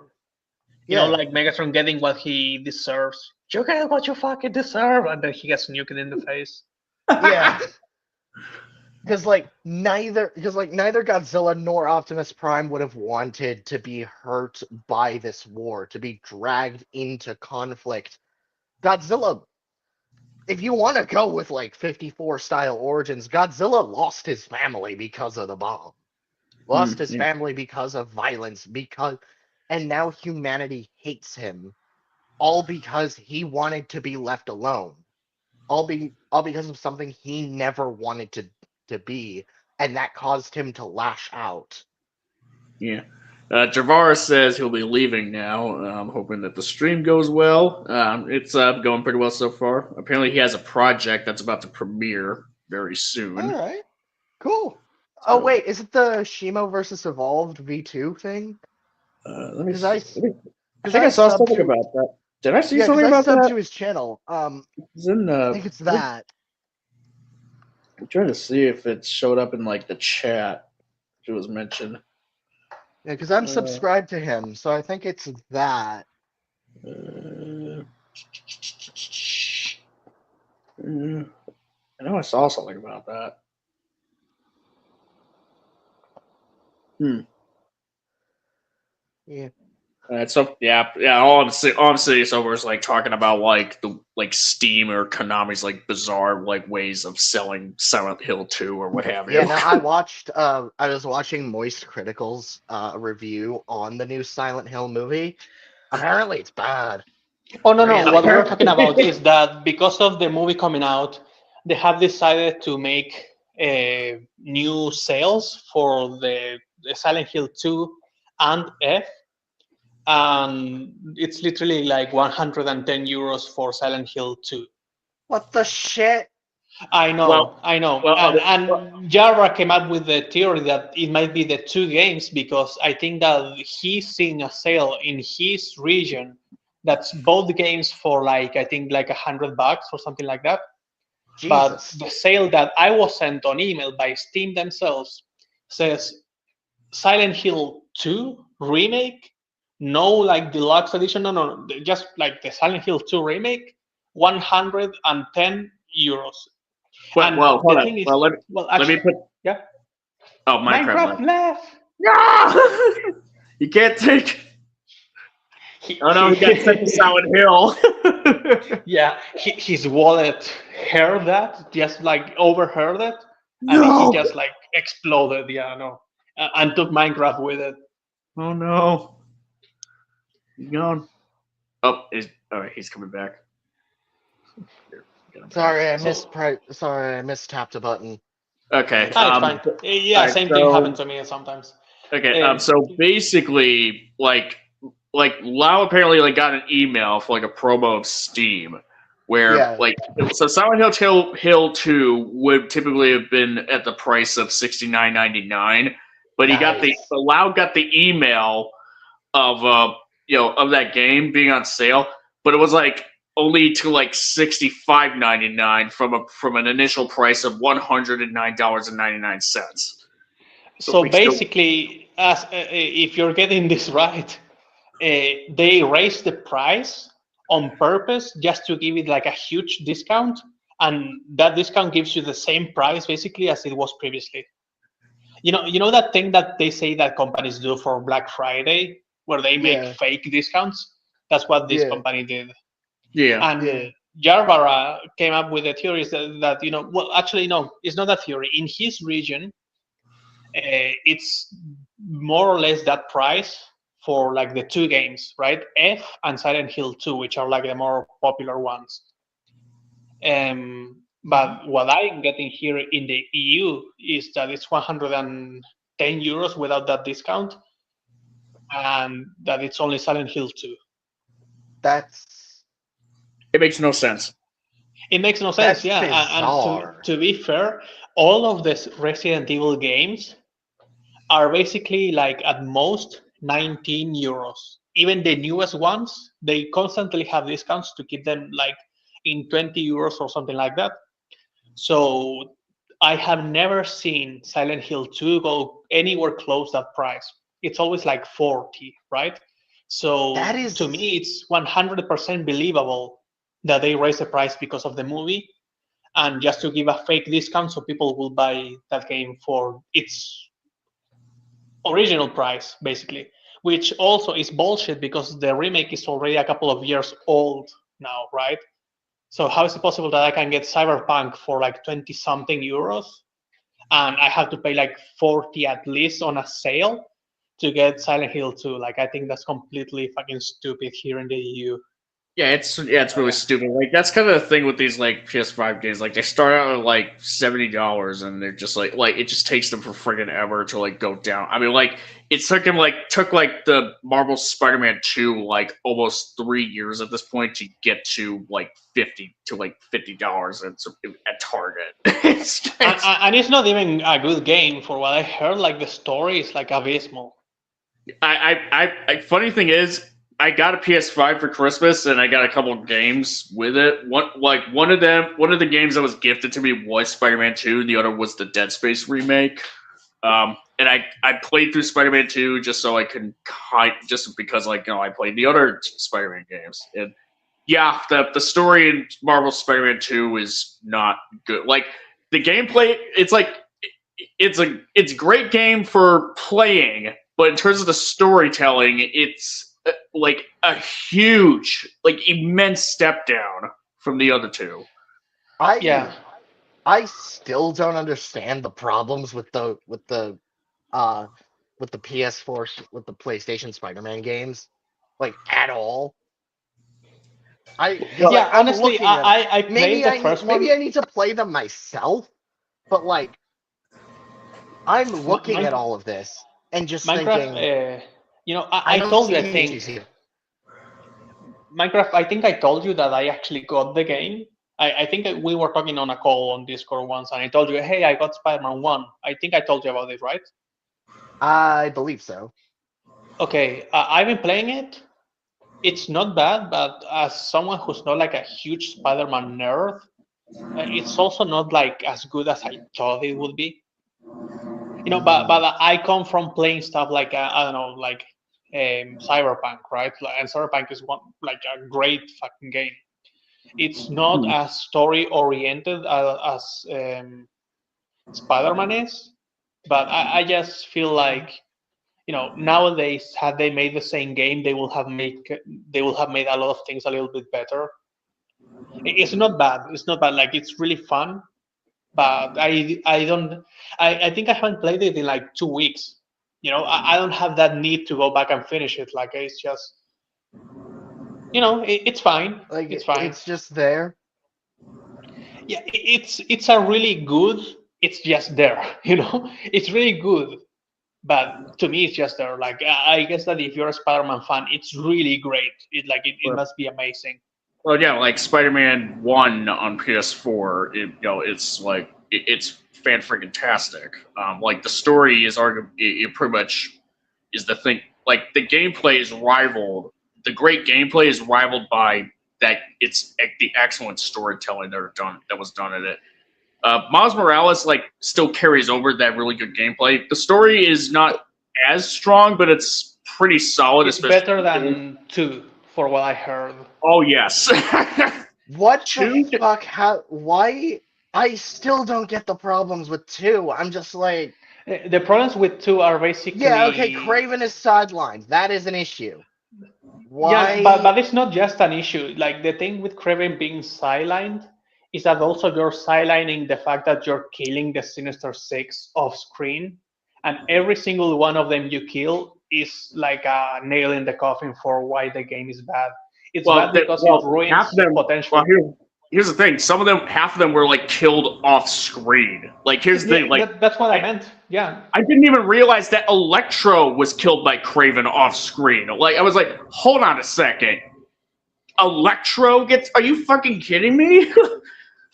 And to be fair, it's not even like you have to try and save them while he's killing them. Honestly, this could have been a case of 2 different games. You could have actually made a Craven game. In this game, you go around killing them and you're the one doing it. And Spider-Man is trying to stop you, but he doesn't get to it. And then you could have your own game where you have the Spider-Man side of the story and you add the Venom thing, right? Because people already know the Craven part. So you actually get to do that without sidelining Craven. There were other ways of telling the story, but the way in which they told them completely killed potential for future stories. Yeah, It just yeah. Yeah, and the thing is, even when you have and whatever the thematics that they were trying to go for is giving second chances to people, like villains, trying to reform, essentially, like Mr. Negative, that sort of storyline could have worked if it really just, but it really just felt like we missed a whole chapter in between, from from Martin Lee being as he was from when we last saw him in 1 to where we meet him in 2. Yeah. And not to mention, not only that, but you got characters from the side who are side quest villains from the first game, like Tombstone. He's basically a completely different character in 2. He's super nice. Yeah, he's super nice. Him and he's selling hot dogs at a fair. Come on. No, he was a mechanic. No, he's a guy a mechanic for go-kart racing. He's helping people. When in the first game, he pretty much crushed the guy's skull in cold blood, and pretty much and after you beat him as Spider-Man, he's can't wait for the rematch. That ain't gonna happen. Yeah, exactly. And not only that, they completely missed the point with Venom, because here Venom just wants to be with Spider-Man instead of hating him because Spider-Man rejected him. And knowing that there will not probably be a third game, because they will be, I mean, if there is a third game, it's going to take a really long time, okay? Because they're making Wolverine right now, right? So you need to take that into account. And who knows if Wolverine will like be like a huge sell, and then Spider-Man 3 maybe never really happens because you need to make Wolverine 2 now, or Mystique, Yeah. or whatever you're coming from Wolverine. So it's Yeah. like you did I all of mean, this for what? And I the mean, thing is, there's also Silk Spider, so yeah, I mean, I here's mean, the thing, yeah. like that post-credit scene in Spider-Man 2, I didn't even realize that was what they were teasing until I had to look, literally had to look it up. I just feel like, who is this? Who is this supposed to be a teaser for? Uh, And the And thing there's about something even Venom, worse in this. Oh, sorry. One last little detail that I want to add before we go.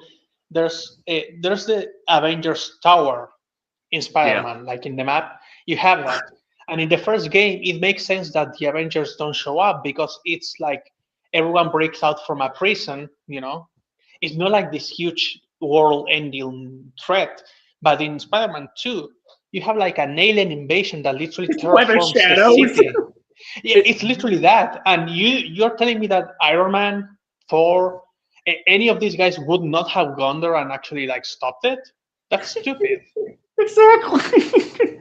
Yeah, as far as like Venom goes, like he was like very generic as far as like not so much the Harry Osborn part of it, but rather just the symbiote. Like his motive is to just take over the world when we've had like other iterations of Venom that are just like a bit more complex. They're more complex than that. Or Even if from not complex, more personal to yeah, Spider-Man. yeah, Yeah. even from a villain standpoint, not even like anti-hero standpoint, like as a villain, like there's like like some more personal stuff going on there. The thing about that game about Spider-Man 2 is that it really did just seem like they fell into a lot of the traps that people cited Spider-Man 3 and the Amazing Spider-Man 2 for falling into, where it seemed like they had so many ideas, but they didn't have enough time to like develop them properly. When you're making a game, you should have had plenty of time to develop all of this and make the story as long as you need to really flesh it out. With the movies, okay, they had to be like 2.5 hours, tops to flesh The out the thing story. is, it's not even like a lack of time, it's a lack of focus. And that's Yeah, something and that a lack of lot of focus. writers have nowadays. And I think that that's someone should like make like a lot of video essays on the lack of focus, because I feel like a lot of writers that are new, including me, we make like these really big stories that just go all over the place. And if you just like chop parts of it off, you will realize that it's better to have like a simpler story, because people think that simple is bad. And no, simple just means focused to a certain extent. Of course, you can be ignorant of things and oversimplify them. But like when it comes to like a narrative and a story, the simpler you make it, the more focused you will be in your characters, in their dynamics, in the themes, and all of that. And this game just wanted to do everything. And you know what the worst part is that the Craven part was really good. It really was good. It could have Yeah. been so much better, but they just wanted to throw in Venom, and fucking Venom, dude. Dude, Venom is so cool, but he ruins everything that he touches. I don't Spider-Man necessarily 3, agree with. I his wouldn't own necessarily. movies. I wouldn't necessarily agree with that, but to that extent. But in this particular game, like I don't know what they pretty much could have done to try to make this better. Really, like they just in terms of like if this is the story that they wanted to tell, maybe they really should have just like saved this the whole Venom shit for the third game. Because like if they do make that third game, and I imagine that they would at some point because 2 did do well when it came out financially. But like, if they do the third game, it's like you had Spider-Man like stop a symbiote invasion from happening in the second game. What the fuck are you gonna do in number 3? Goblin. Exactly. And you know what? Actually, I do think that they had a great idea that the black suit should be used to defeat Craven. So what they could have, what I would have done is say, guys, we're gonna have the black suit. There's no Venom in this game. Make it very clear this is a Craven game. You will get, Maybe like have this. have the second game be the fall of Peter. Like that's where we get hints at Venom, that's where Peter starts getting more aggressive. Craven is Yeah, killed, and exactly. then Yeah. and then it ends with Miles and Peter going at it. Because I Yeah. actually really like that fight. Yeah, and Like, Yeah. and then it, I'm sorry, I cut you off. And then yeah, and then if you want to, yeah, and maybe just maybe like if you really want, like let's just like I wouldn't necessarily recommend it, but if you were told like you have to have like some kind of cliffhanger for number 3, then maybe you could have that be Venom, maybe, and just have it be not as ridiculous as what happens in this game, where Yeah. No, I think I mean, that will be like a great I'm okay with the cliffhanger. Venom I'm okay with the Venom invasion, with the symbiote invasion. I actually really like that. Um, I just, yeah. I'm Yeah, also no, okay with it's not Harry. that it's a bad idea. It's not nothing is ever a bad idea unless it's badly executed. There are very few things that are like completely bad ideas. somehow It's just Palpatine that, returns. yeah, Oh but God. it's just the fact that you decided to put this in Spider-Man 2. You Yeah. just like scramble a bunch of eggs and you fucked it up. You made a stupid omelette. Yeah, like they should have just made like two like even with the ability to play as like the two Spider-Men, like just kind of like have it be not as like you could have the same the scale of like being able to swing through the whole city. You could have the two Spider-Men and all that stuff, and you could even have the symbiote stuff going on, but just not have it to where you have to cram in. Oh, and we also have to cram Venom in because like then at that point you're just repeating Spider-Man 3's mistake, like just trying to put um Yeah,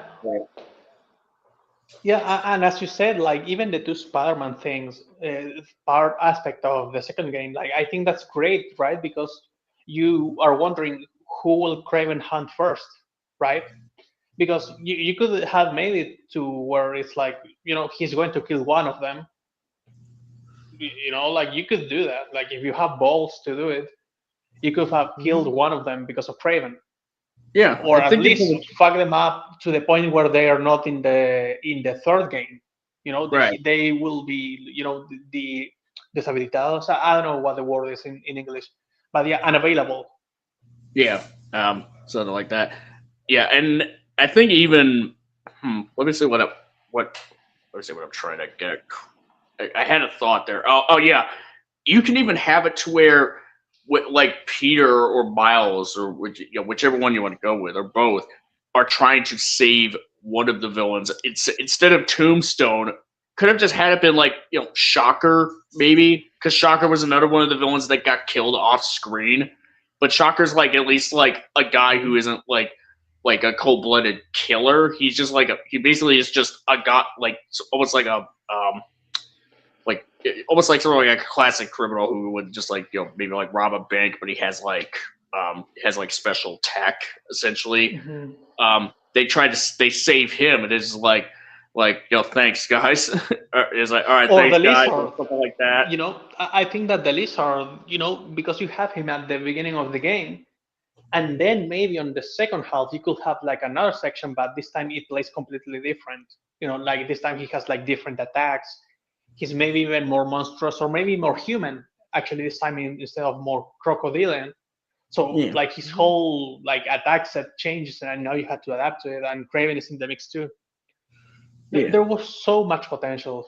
And actually, yeah, now that I think about it, what they could have done is actually Craven like almost kills Pete, but like he's like unavailable for the next game, and you add this pressure to give him the black suit, maybe, or something like that, or maybe you just have Miles, and now he really has the weight of okay, now I am the only Spider-Man, and I'm not good enough, right? Like that will be like a huge thing for his character because now he doesn't have a friend to like help him with all of yeah. this.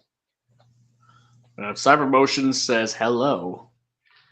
Oh yeah, dude, we have been talking about Spider-Man for like half an Yeah, we hour, need to get right? back to Yeah, Transformers. sorry. Transformers and Godzilla. We gotta talk about them Yeah. again. I mean, yeah. Like, what else do we have? So we already talked about games to like all of the extent of it, and let's please not bring Silent Hill back. Like if Yara comes into the chat, Okay, like just like let's not talk about it anymore. No, don't. We talked about comics. We talked about Movies? similarities in the meta sense, basically everything. Yeah, I think we were just starting to get into like the thematic stuff Oh of yeah, like and possible stories the that you could tell. like stories that you could tell with these two, how these two compare thematically and what and the contrasts between the two. Um like Like just you have so much potential because you have two different types of stories. You can have the type of story where it's like just Godzilla, or you have the type of story where there's more kaiju.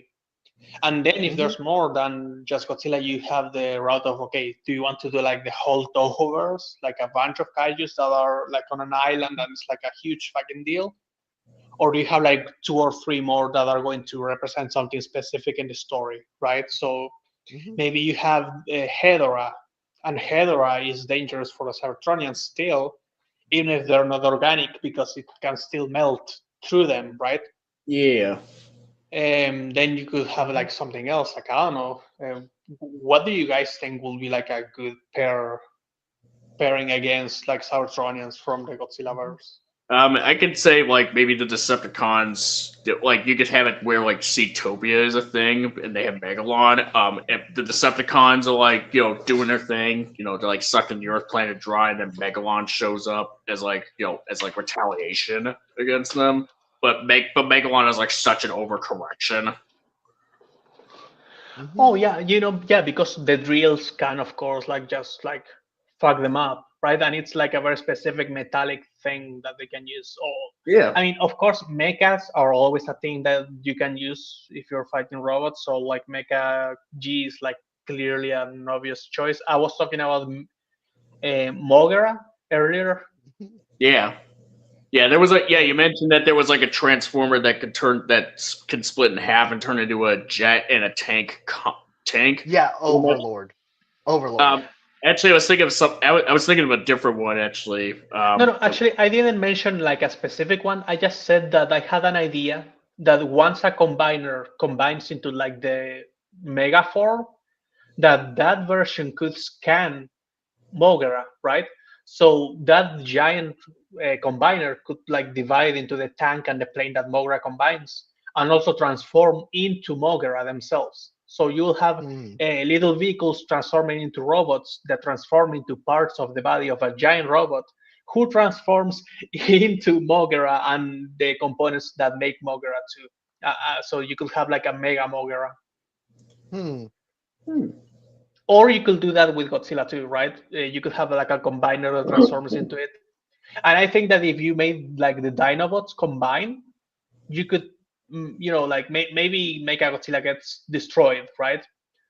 Um, because it's like a very shitty version of a Mecha Godzilla. So they bait you thinking that, oh, Mecha Godzilla got one shot, but then they have the Dinobot combiner scan Mechagodzilla and they transform into Mechagodzilla. So you have like Grimlock going from like this giant combiner mode to Mechagodzilla as if he was like normal regular Grimlock fighting Godzilla, right? Yeah. You could also do Mhm. that, and it will be like the powered up Mechagodzilla version. But suddenly, while he's biting on Godzilla's arm, he just transforms in the middle of it and slashes him with a sword. Like that would be cool. Hmm. Mhm. Yeah. Uh, Yeah. but yeah, other kaiju maybe also could be, I guess, Ghidorah just because of electricity. Yeah. Yeah, I remember I had the idea of during that crossover at one point Megatron actively tries to go against King Ghidorah because like the general plot was Unicron was coming and he took control of several kaiju including Ghidorah, Orga, Space Godzilla, Destroya, and the Zillion Mechagodzilla. And like Megatron doesn't want to go through that again. Mhm. Oh yeah, oh sorry, if you bring Unicron, yeah, you can do this whole thing. You could even get like a Void Ghidorah at that point. Like Yo. you know, yeah, like you're fighting Unicron in space to see who's going to eat our planet. Meanwhile, on Earth, you have like the little Transformers fighting like the other kaiju, and maybe hey, maybe you have like a Dinobot combiner that transforms into Mecha Godzilla, who transforms into armor to upgrade Godzilla to fight like whoever wins, right? Either Unicron or Void Ghidorah. It could get so fucking crazy so fast if you do that. Oh god. Either way, you just have Spike going, "Oh shit, what are we gonna do now?" Yeah, that dude, it could really get crazy Oh, if you yeah, if you do a crossover with a. that sounds like. I mean, like what you just said there sounds like if you took like Transformers and then you mix it with Godzilla Final Wars and you just actually put in like the only antagonist, the only like kaiju monster from the Polygon version of a Godzilla character from the Polygon trilogy that wasn't complete ass. That being Void Ghidorah. Because like Void Ghidorah was like I've never hated Void Ghidorah. I feel like I probably feel like a broken record when I say that, but it's like conceptual. Like the concept is better than execution, but like Void Ghidorah, King Ghidorah in the Polygon trilogy at least kind of like there's like a bit of a Lovecraftian cosmic horror type of thing to him. Existential threat that actually. That it actually does kind of get across something that was that in theory was kind of interesting in that trilogy. It's just that how we got to him was an absolute mess. And when we did get him, it's just kind of like too little, too late. Yeah, and the thing is, if you have him fighting Unicron, I feel like you can have like so much potential for something that's Unicron never really fights anything in a way that's believable. Right. Yeah, because he's like gigantic. He's like exactly. He's the size of a moon. Like, when he's transformed, he's even bigger than that. It's not even. And if Ghidorah in that version is the Planet Eater, this will be the planet who can literally fight back. Like it just transforms into a man and beats the shit out of Ghidorah. That would be okay, but like that would be awesome.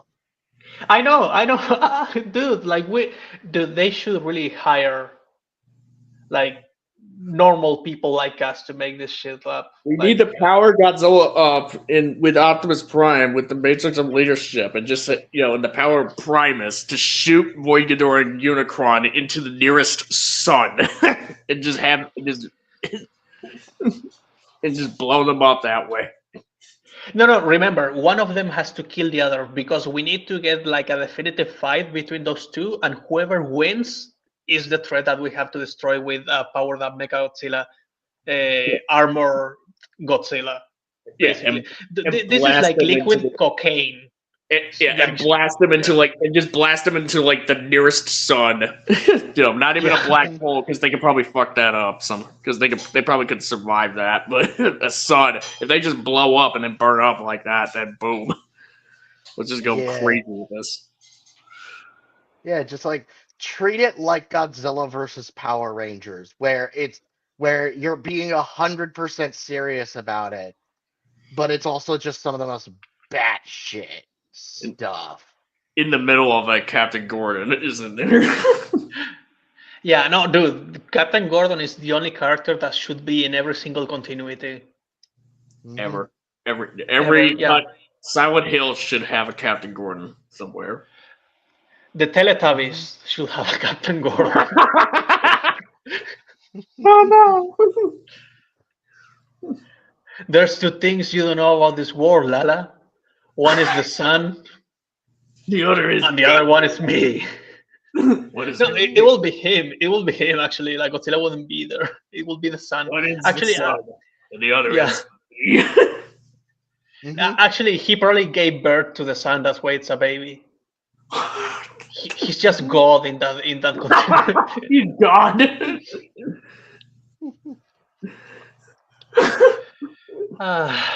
Well, what else is there? Should we actually do like Transformers crossover with Godzilla like story stream. Like we make I know ideas Zim is. and I know Zim is gonna be doing a. I might do a Transformers story stream at some point. I know Zim wants to do a Godzilla crossover stream at some point, or at least has hinted at the idea. okay. Like, I want to try something with Transformers. Not just like limiting it to crossovers, but like you could do whatever the fuck you want with the Transformers IP. Because I've had a few ideas beyond a Godzilla crossover concept. Um, one of them being a Windblade solo film, because I don't know, Windblade's one of my favorites, and I also want to see what I could do with her and the whole city speaking thing. And then, yeah, I really want a Shockwave solo story that's not like like a little that would be irrelevant in, story. that would be interesting. You could make that if you go with like, is it the Skybound one that's the psychotic one? All of them are psychotic, to be fair. Like Yeah, most no, of them fair. are. So like, you could make that a Yeah, psychotic horror, like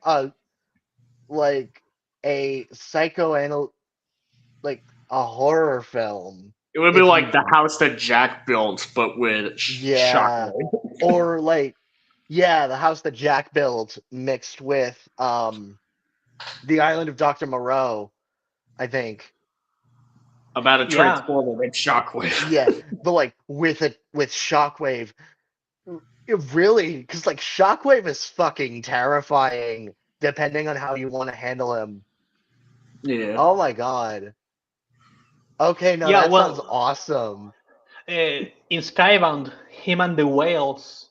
It's really funny because you know what? Hasbro is going to make a toy where Shockwave transforms into a whale, which is like a really sadistic sense of humor after what he did That in is Skybound. that is hilarious. Yeah. Oh, Sea Monster, have you read the Skybound comics yet? No, I haven't. Do it. You're gonna regret it. Like when you do it, you'll tell yourself, I should have done this sooner. But, yeah. I guess if there's anything else. TF1 deserved better. Well, yes. Well, I'm, that. Or, I'm sorry, I'm stating the obvious. Actually, you know what? Sea Monster brought up a good point in the stream earlier on, which is like maybe it was good, but the second one could have been completely ruined. And when you think about it, with Lorenzo being the producer, that would have actually been possible. That I'm if they just had like, greenlit.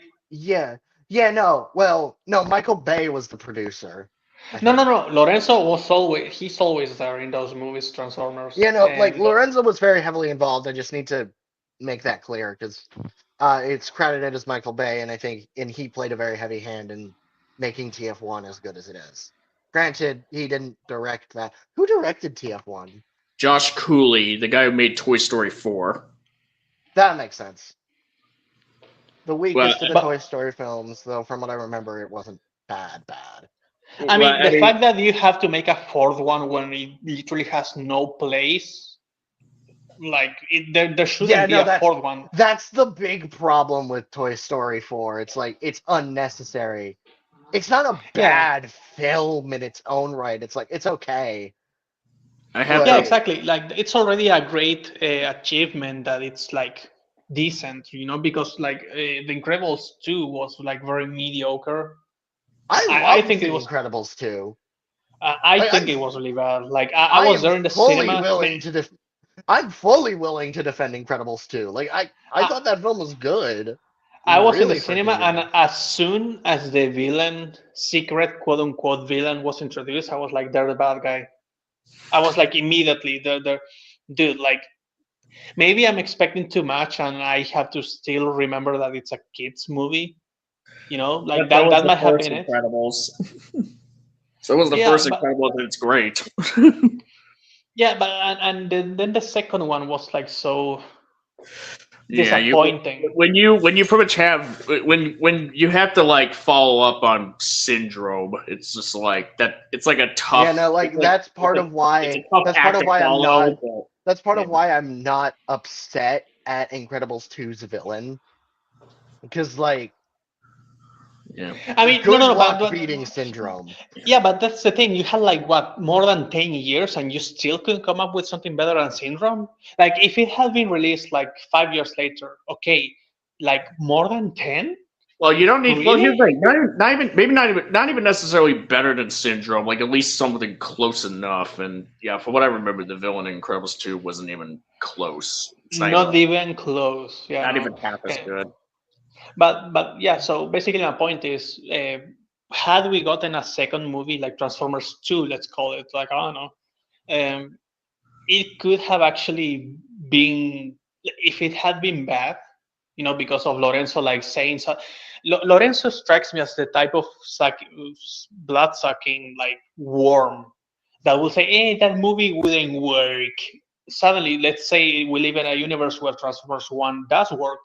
Suddenly, he comes in and he tries to put his greasy ass, retarded hands all over the script of Transformers Two.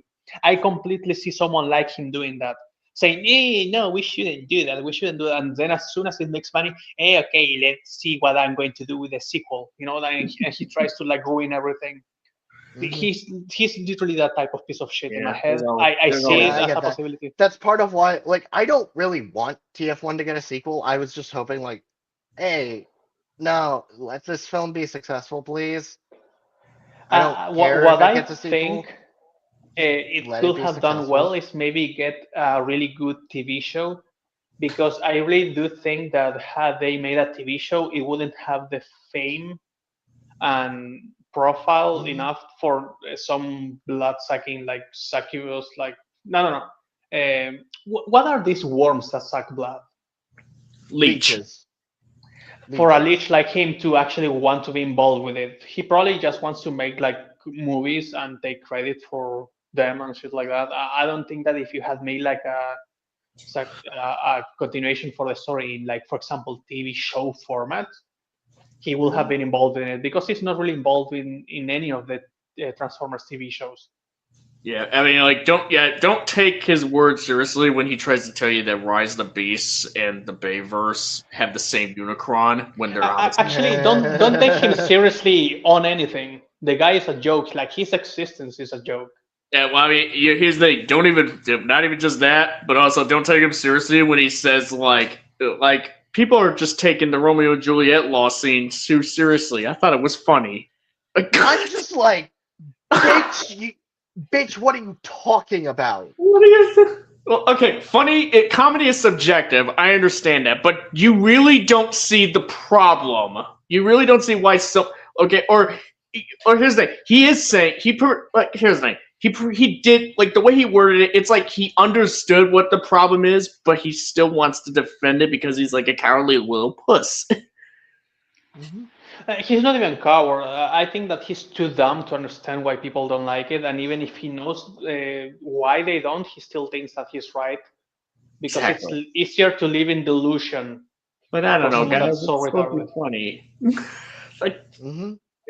yeah, I understood that it's supposed to be funny, but it's still uncomfortable. Like, Do you think that maybe he was the reason why we got so many stupid jokes in Revenge of the Fallen? Maybe. Probably. It could be. It was either him or Bay who was responsible for that.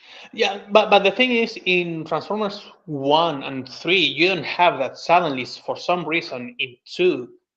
The one that has the most production problems. Yeah. It wouldn't surprise me that the producer came in and started like throwing ideas to the like people writing this on like their hotel room, and he was like, yeah, and I want to see Doug Yeah. Samping. Yeah, like that wouldn't surprise me, because it's the only one. Again, like really, Yeah. it's the only one that Yeah, does I don't that. really have anything else to say aside from that. Like, I love Transformers 2007, the sequel to Transformers 1. It's funny because Honestly, that at that time we were. no, I think we no, had because like Godzilla Sentinel. minus. I think we had Godzilla minus one. Then we had Terminator Zero, and then we had Transformers One. But So in a yeah, way, we got like the yeah, I trilogy. don't really have much else to say. Right. Yeah. That's. Yeah. I don't really have much else to say either. Um. Beyond that, it's like, yeah. I mean, it's kind of fascinating to see how these two franchises kind of have some interesting parallels in the meta and even in some thematic stuff like about war and all that. We're not Hmm. discussing GXK Vic. No. What would actually be? What? Here's a question. What would actually? All right. Rise of the Beasts. Rise of the Beast is the GXK of Transformers. No, Actually, no, no, it's no. Rise of not. the Beasts is better in every It way. That's yeah. not. Look, if Supernova is Yeah, no. like better in script but worse in action, then Supernova would be the Rise of the That's a bit of a Beast. disservice. No, But it's not. So yeah, here's the no. thing: like the action is not bad in Rise of the Beast, but like you have to admit that Michael Bay made like really cool action, and it just wouldn't be topped by anything that Rise of the Beast made. Rise of the Beast was made by Stephen Caple Jr., who kind of seemed like he was given the notes from Lorenzo to be like, make this like Michael Bay. And Yeah. he just it's like competent. It was competently put together action, but it's really is like it's trying to be like Michael Bay, but like in a very. It's like if AI tried to do Michael Bay Yeah. forms. Yeah. I honestly, as I Yeah. as I Which said, I sounds did horrible to miss. say. Which sounds really insulting, and I don't want it to come across that way. So maybe like something less. So maybe not AI, but rather just like I mean, but yeah, actually Yeah. think about it because you have the Yeah. the final fight occur in this like desolate gray place. Did it have a Skyrim too in uh, Rise of the Beast? they're, Yes. they yeah, to Yes, but it was teleport invisible. Unicron. Yes, Okay, but it was so you have invisible. that. Okay, so you have that in a way, right? You have the fight against like mindless drones that don't do anything, that they literally just appear in the third act. You have the gray setting where like you have like literally like this battle arena basically. It's very AI-ish, you know. Yeah, it kind of comes Like you off had like you had Peru, dude. Like you could have had a fight in the mountains. it comes off Like like it almost comes off like someone took every single idea from like the climaxes of the sequels, and just kind of like and just like stitch them all together. It's like it's in the middle. Like you have like a whole bunch of drones, to like fight off against. That's like an age of extinction. You have a big planetary object that the villains want to bring in over Earth's orbit. That's pretty much dark of the moon.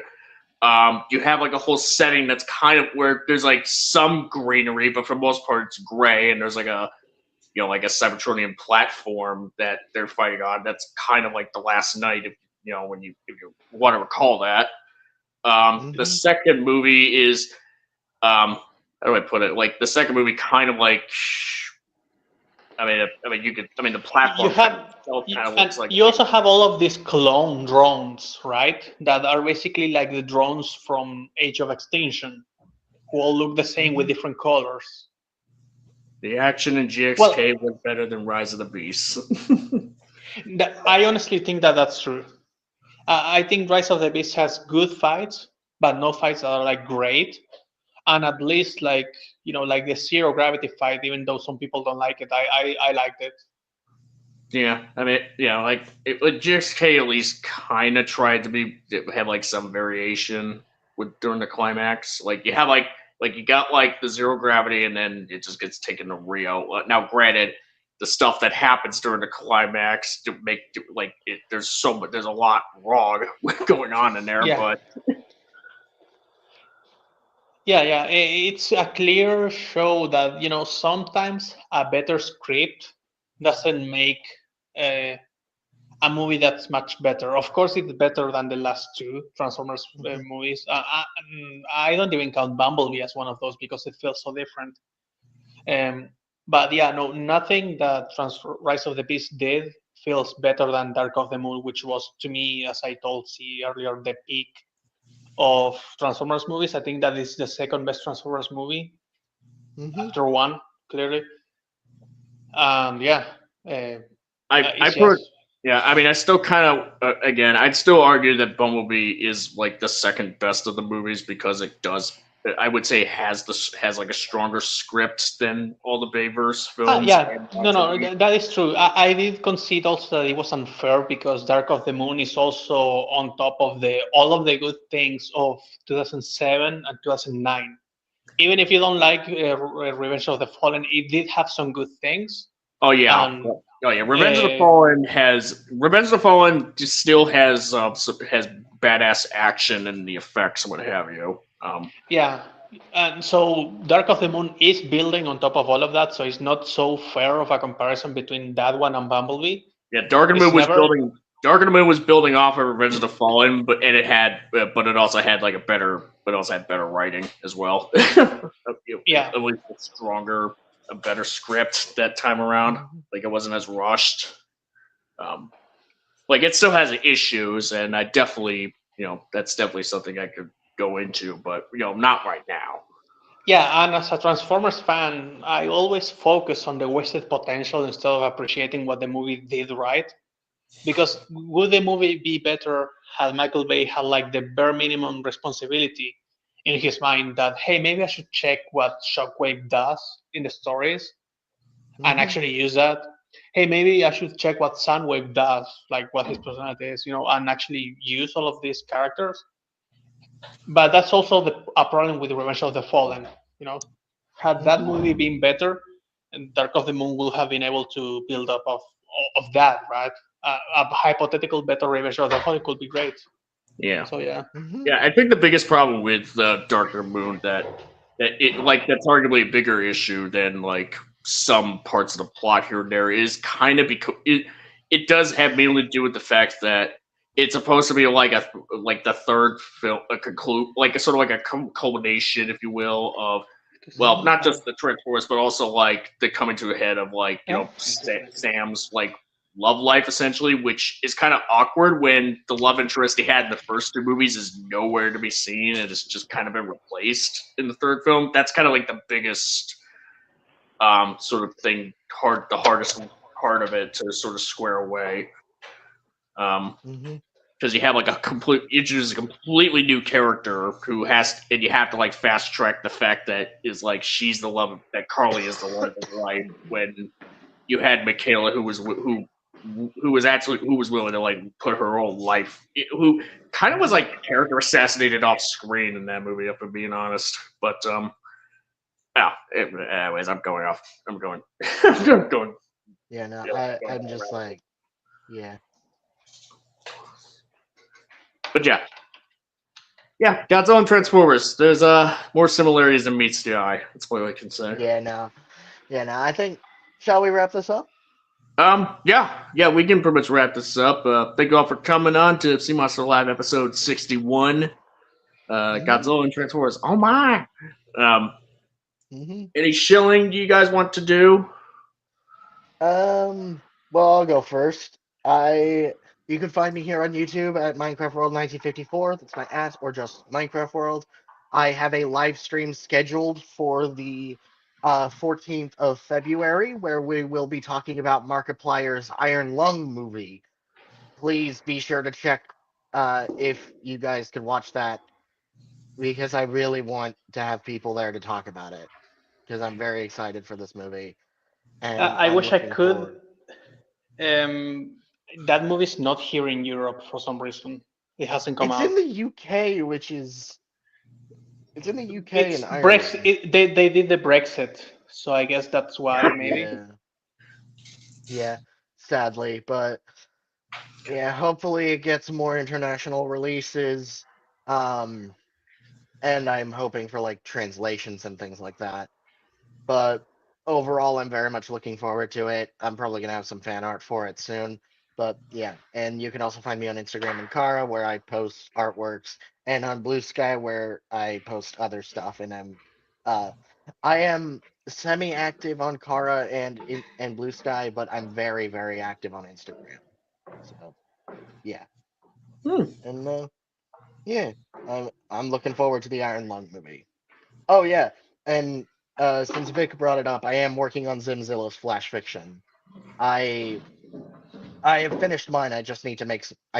I'm doing the I'm doing the revisions and things like that. Um.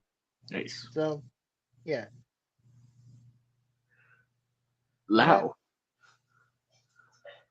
Actually, I don't have anything to share. It sounded like an explosion happened. Yeah, sorry, I had to clean something that the dog did, so I'm down here. Oh, Can you hear me fine now? yeah. Okay, yeah, no, I just wanted to say that I don't have anything to share. That's all. Okay. Oh, okay. Well, and this has been your host, the Sea Monster, here with a new profile picture by Zimzilla99. So special thanks to him for that. And as far as like what I have coming up, I did kind of tease earlier on that I have a project in the works that will be an essay video on Transformers: Dark of the Moon. So like I'm pretty much gonna be, I'm kind of like doing a bit of a first draft on it, but a little bit, but just to just to kind of like get some like a little bit of groundwork, a bit like as far as like what the like I haven't gotten too far into it. Just mainly just going off of like some bits of the movie here and there, but I do want to give the first three movies a rewatch because they're like the relevant ones. Dark and Moon obviously being the one because it's the main subject, but also the previous two films because it's a sequel to them. For context, so I can get all the so I can really start hammering that script out in a way, essentially. And I have a feeling it is going to be the big project of mine for this year. Kind of like my GXK Longman from last year. So, yeah, stay tuned for any updates about that. As far as other live streams go, I have a couple topics for potential live streams that I want to cover in the near future. One of them could be a certain video from Up in the Depths. Stay tuned for any updates for when that may happen. But until then, stay tuned. Follow me on Twitter at CMonster, KCI. You know the drill. As far as like recommendations, go watch Transformers 1. That's for what since that's relevant. Go watch Godzilla -1. That's also relevant. You probably have already watched it, unless you're Jarvara Productions, who admits to have never watched Transformers 1 yet in chat earlier. No, it's kidding. You're cool, buddy. I guess check out his new project as well, if that's out by now. But so again, thank you all for coming on. See you all later. Transform and roll out. Peace.